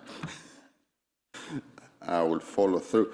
Madam Chair, I will take the report as read and prepare to take any questions. I just want to highlight 3 or 4 elements in the report for elected members' guidance. In the report, we continue to pay attention, obviously, to delivering our business plan, to make sure that our infrastructure is appropriately maintained, renewed and upgraded for the future. Key events that's been happening for the period under review is that stage 2 of the Tinai State Highway 30 has now commenced with about $35 million of investment that Waka Kotahi is commencing to implement. Those works need to be finishing by July 2023 as the Crown infrastructure funding requires. In parallel with that, obviously, we're working with our own resources and our own partners in giving effect to the CIP-funded stormwater improvement projects, especially to enable our housing strategy. And while we're doing a lot of maintenance and renewal to our stormwater system, we're also enhancing it to enable housing development. The stormwater attenuation or detention dams above Morris Street are now in the stages of consenting phases, which again, they will need to be constructed and completed by July 2023. And that will unlock somewhere in the region about 1,000 plus housing lots in the Wharenui land. To the west, we are progressing work on attenuation on the Linden Park, and that's progressing well, which we expect to finish most of the earthworks by the end of this autumn.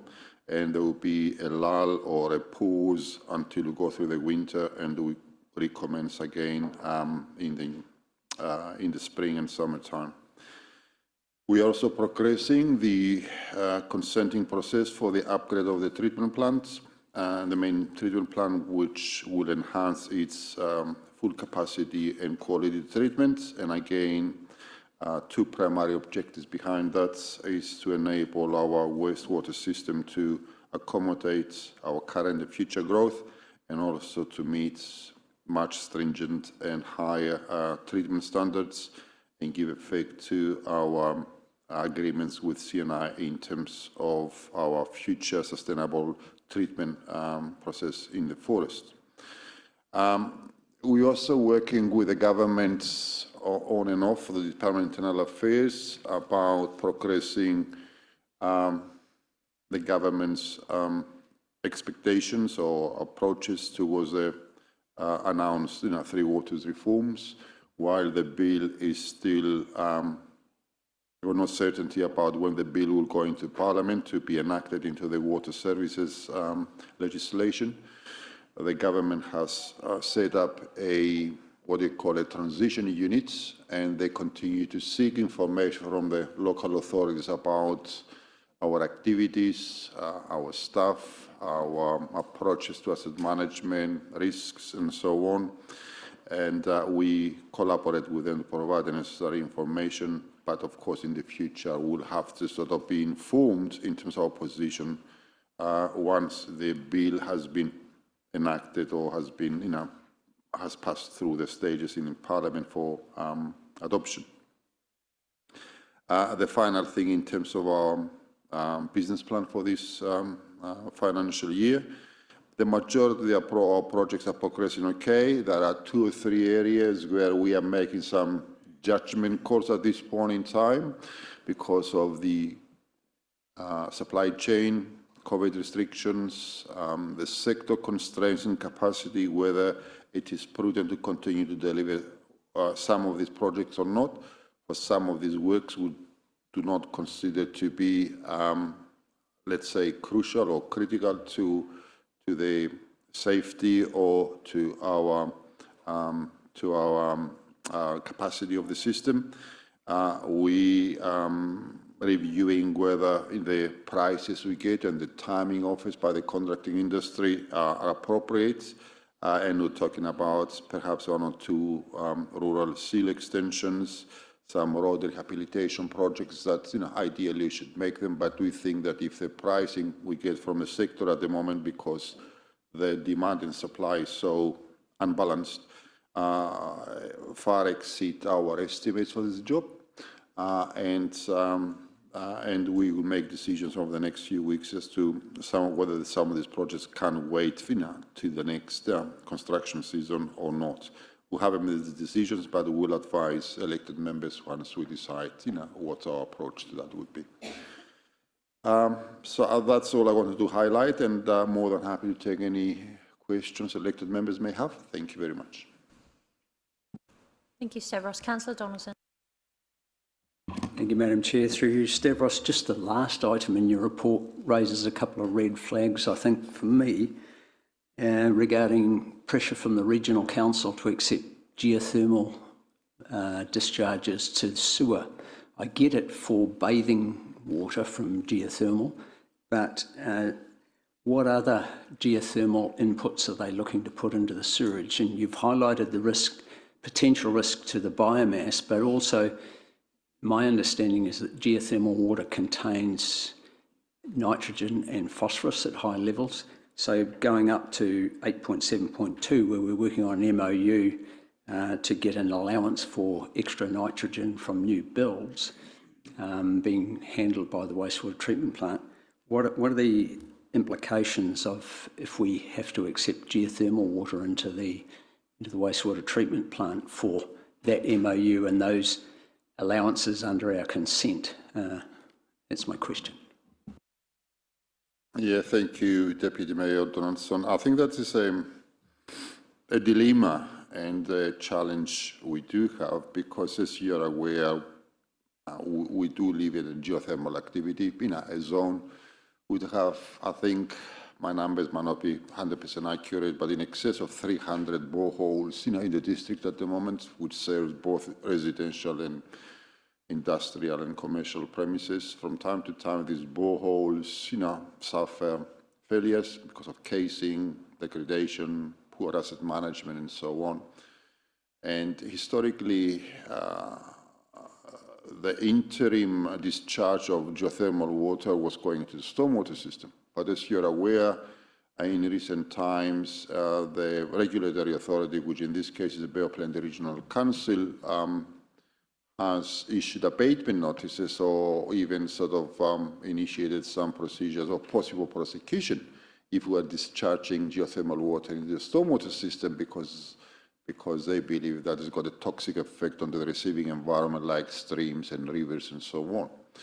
And they suggested that a more appropriate procedure might be to put into the sewage system, but of course that poses another significant dilemma for us because, as you said, eventually wastewater gets to the treatment plant, and the treatment plant relies heavily on a balancing of the characteristics of the influent to the plant, and we don't want to compromise that, and we don't want the biomass to be affected. But at the same time, as you rightfully know, that geothermal water contains all kinds of elements that potentially could have detrimental effects into our ability to make resource consents. So we don't have an answer to that. We're working with them. We are undertaking some representative samples of geothermal water that we are exposed to, and we'll do some analysis to identify potential risks. And certainly, from my perspective, I would be extremely resistant in introducing elements into our wastewater treatment processes that potentially could create further and unintended consequences that, they will be far more catastrophic than geothermal water going directly into stormwater. So we are in the process of just raising that issue so elected members can be aware of it. It's not as simple as putting geothermal water into the sewage. The sewage system is a system, and the system can fail because of a number of factors, and certainly we don't want to accept that, without the necessary information. Thank you.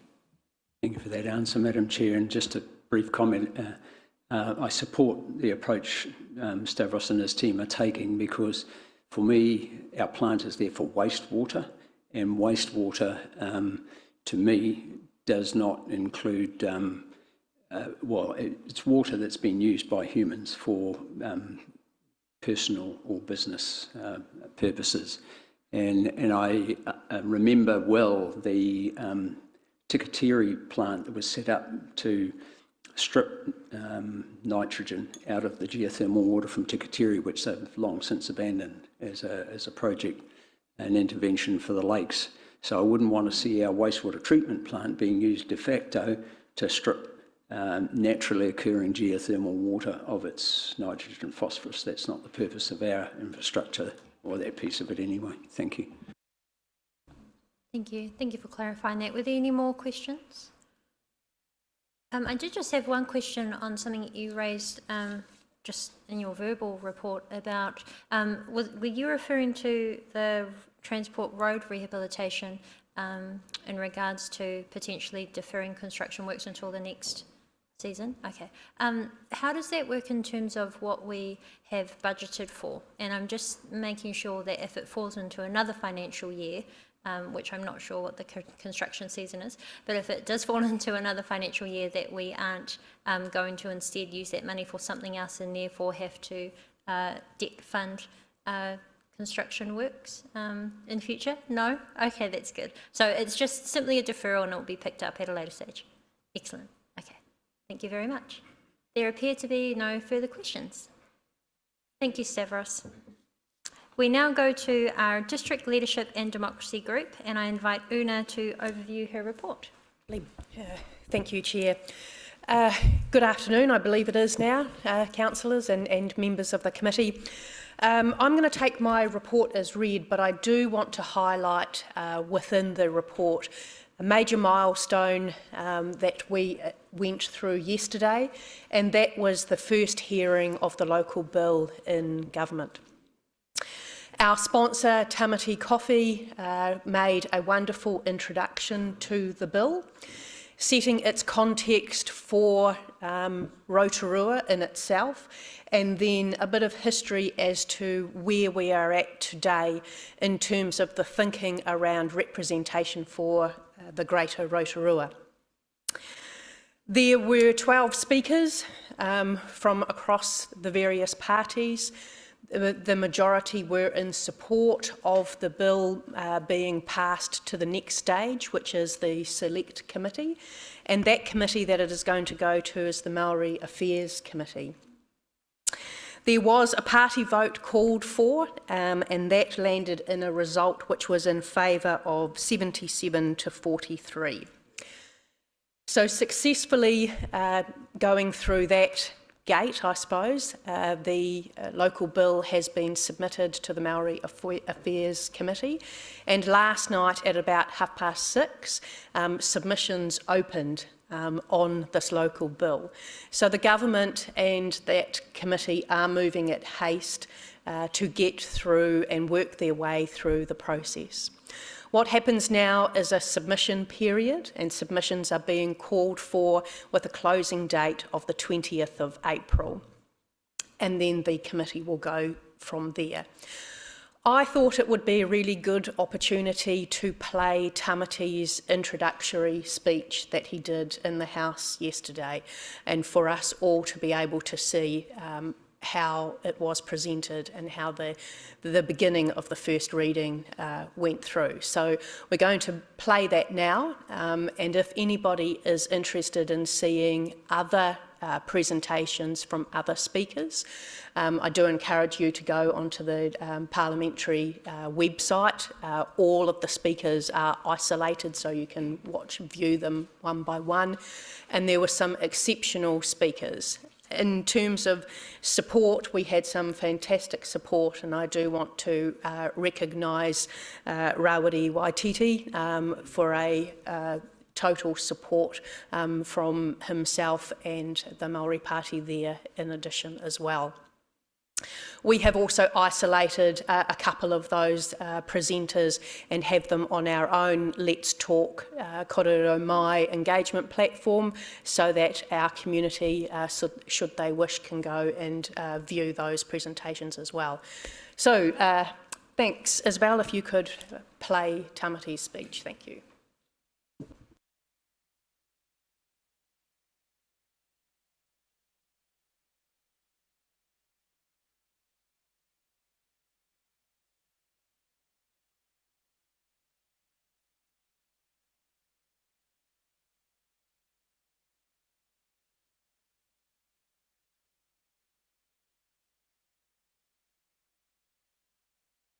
Local Order of the Day number 1. Rotorua District Council Representation Arrangements Bill, first reading. Mr Speaker, I move that the Rotorua District Council Representation Arrangements Bill be now read a first time. I nominate the Māori Affairs Committee to consider the bill and at the appropriate that it report back to the House by the end of May. Thank you. Mr Speaker, I would like to have the House's indulgence just for a moment and talk about a beautiful little place in the middle of the central North Island, a place that once upon a time people travelled from all around the world, prior to COVID obviously, well prior to COVID, travelled from all around the world to come and see the hot lakes, to come and see Māori land, to come and see the geothermal paradise of the world. And Mr Speaker, it is a place that is very dear to me and about 65,000 other people. It's a place that we call home, and it's a place that actually has really meaningful roots. You see, when the township of Rotorua was established, it was a partnership that was envisaged by the local iwi, by Ngāti Uenuku Kōpako, Ngāti Rangi Wewehi, Ngāti Whakauwe, and the Crown at the time, under the auspices of Judge Fenton, who was a native land court judge at the time. And it was their aspiration in working together that they would create a city that they would be able to be proud of. Part of that arrangement was actually was the gifting of reserves, of lands and reserves all around Rotorua for the establishment of the town, so that the people could really see that partnership in action. You see, by that point, we'd had a lot of tourists through already, and there was a real need to be able to settle down the unruly tourists, but to also create a bit of order. So the people at the time who got together, who negotiated that agreement, they were very forthright in what they wanted, and what they wanted was a really decent partnership. And I want to acknowledge that actually the agreement that they came up with was essentially a co-governance, co-management arrangement. That's right. You see, back in the day, what they said, the agreement was that the Crown would lease the township out to the public for 99 years on behalf of the owners. The agreement was split into 16 clauses, which set out the area for the township, how the ownership would be determined, and the reserves that were gifted by the owners to the Crown for both races, survey costs, rates, and the composition of the town board.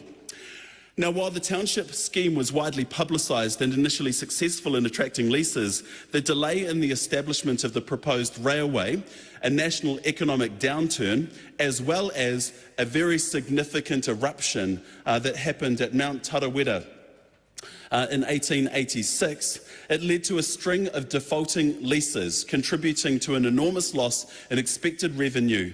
And the Crown stepped in and took full advantage of the situation at the time. In 1889, the Crown sought to purchase shares from the owners in the block, and the alienation of the block from the last few owners and the vesting of the township block, the Pukeroa o Ruawhata block, in the Crown was completed through the compulsory acquisition of shares via the Thermal Springs Act of 1910. The Crown later sold these interests between 1930 and 1950, opening up the township lands to private ownership. And over the next few decades, Ngāti Whakaue sought answers for the Crown, over the failure of the township scheme and the care of those gifted reserves. You see, it all went pear-shaped, Mr. Speaker, and for a long time the locals in Rotorua have sought redress for what happened all those many years ago, to the point where, in 1993, the council actually sought to work through better relations with their Te Arawa brothers and sisters. So they established the Te Arawa Standing Committee, which was a committee of council made up of Te Arawa representatives and chaired by the Mayor. You see, what happened, though, was that the committee only had power to make recommendations to the council, and that was supposed to be the primary means of council engagement with Te Arawa. Over time, naturally, Te Arawa became very disillusioned with the Te Arawa Standing Committee. They realised it had a lack of impact and a lack of teeth, and many sought new and innovative ways to be able to interact. That led to a working group in 2012 being formed to try and get that true representation. What happened was that Te Arawa in 2014 proposed what they called the Te Arawa Partnership Board, otherwise known as Te Tatau o Te Arawa, and the Rotorua Lakes Council resolved by majority decision to adopt a version of the model. So what does it do? At the moment, the Te Tatau o Te Arawa have appointed representatives from Te Arawa on all of the committees within council. What's more than that, they actually get voting rights and full participation rights in that as well. It's a commitment to working in partnerships. But last year, something significant happened as well. Last year, this Labour government chose to prioritise Māori wards all around the country to make sure that we had guaranteed Māori representation at those tables. And our people back home, they got really excited about that idea. The idea of not just sitting on committees, not sitting on advisory committees that are unpaid with no teeth. They got excited about the true idea of meaningful partnership, which was envisaged way back in the day when the Fenton Agreement was signed, which was never really honoured. For that reason, a bit of work was taken last year about what exactly Māori wards would mean for the people of Rotorua, and the council came up with this, which is the Rotorua District Council Representation Arrangements Bill. They had a meeting recently to decide exactly how they wanted that to look, and they took that out. They socialised that with the people of Rotorua, and what they did was that they came back with what was a less than ideal arrangement. They voted in council for something that they didn't really want, but what they thought, because we're savvy back in Rotorua, was that we would come up with our own local bill, which would enact the actual partnership, the meaningful partnership that we want to see in Rotorua. So what that arrangement looks like is one mayor elected at large, one Māori ward with 3 seats across the whole of Rotorua, one general ward with 3 seats across the whole of Rotorua, and 4 at-large seats, which can be voted for by anybody if you're on the general or the Māori roll. As well as that, the establishment of the continuation really of a Lakes Community Board, and also a Rotorua Rural Community Board as well. Mr Speaker, they called me up and said, would you be the local member that will take this to Parliament because we believe that it's the right thing to do. Will you do it for our city? And I said to them, I will do it for our city. More than that, I want this to come to our Māori Affairs Select Committee, of which I am the chair, but we started this work last year. With the Māori Wards conversation, with the Māori Wards legislation that I'm so proud that we've been able to implement. Across the country, we are getting Māori sitting at decision-making tables. And this year, the year for local government decision-making, the year for our elections, we're going to start seeing a change in the makeup of councils all across Aotearoa. The relationship that Māori have with our council back home in Rotorua is an evolved one. We've been living in and around and with each other for a very, very long time. And it's with that depth of knowledge, it's with that depth of relationship that I bring this local bill to the House today. This is partnership. This is what we want. This is what Māori have always wanted. This is what Ngāti Whakaue, Ngāti Rangiwewehi, Ngāti Uenuku Kōpako envisaged when they, back in the day, negotiated the terms and conditions for the Fenton Agreement. They always envisaged that there would be a meaningful partnership between Māori and the Crown. It was never honoured then.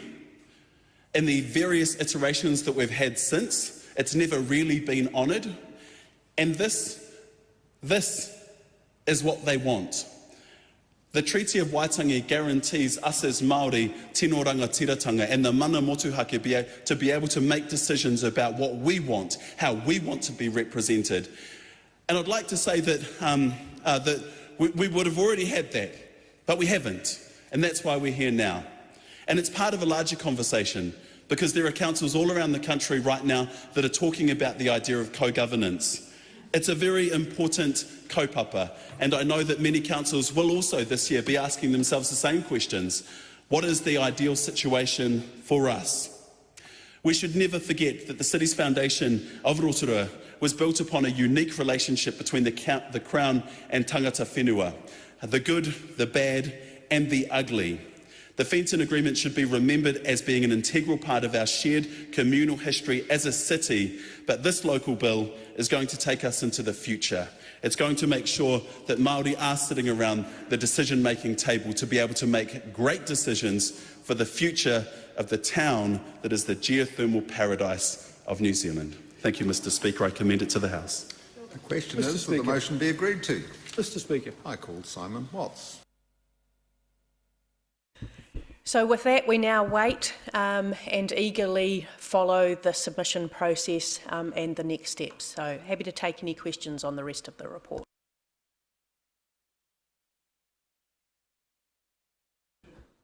Councillor Maxwell. Just a question, Una. I know that in Parliament you can have parliamentary privilege, whatever you say you can't be sued or whatever. But some of the incorrect things that were said by some speakers opposing, what redress is there? Do we just have to wait to correct it in select committee stuff or what? Yeah, question. Through you, Chair, I think that some of the comments that were made from other speakers where there were facts that were portrayed incorrectly, they were picked up by other speakers and corrected, so it is all on the record, the actual correct ways people have voted and the supporting information behind it all. So I think themselves have done that in that setting. Councillor Donaldson.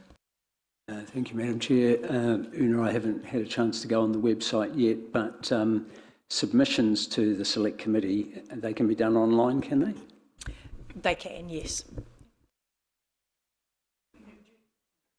Your Worship. Know yet whether we can go to Wellington to speak to the bill, or will they be by Zoom? You have to wait and hear. We'll have to wait and hear.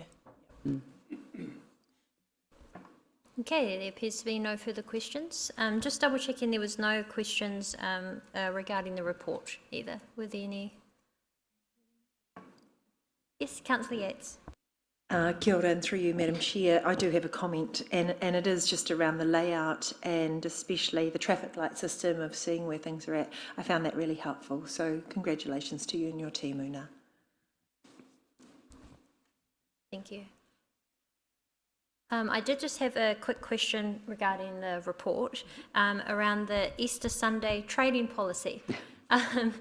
And I wish it's smiling because you may recall when this came up, I was quite against it at the time, being a significant holiday for Christianity religion, but also for workers' rights, for being able to still have a holiday at that time.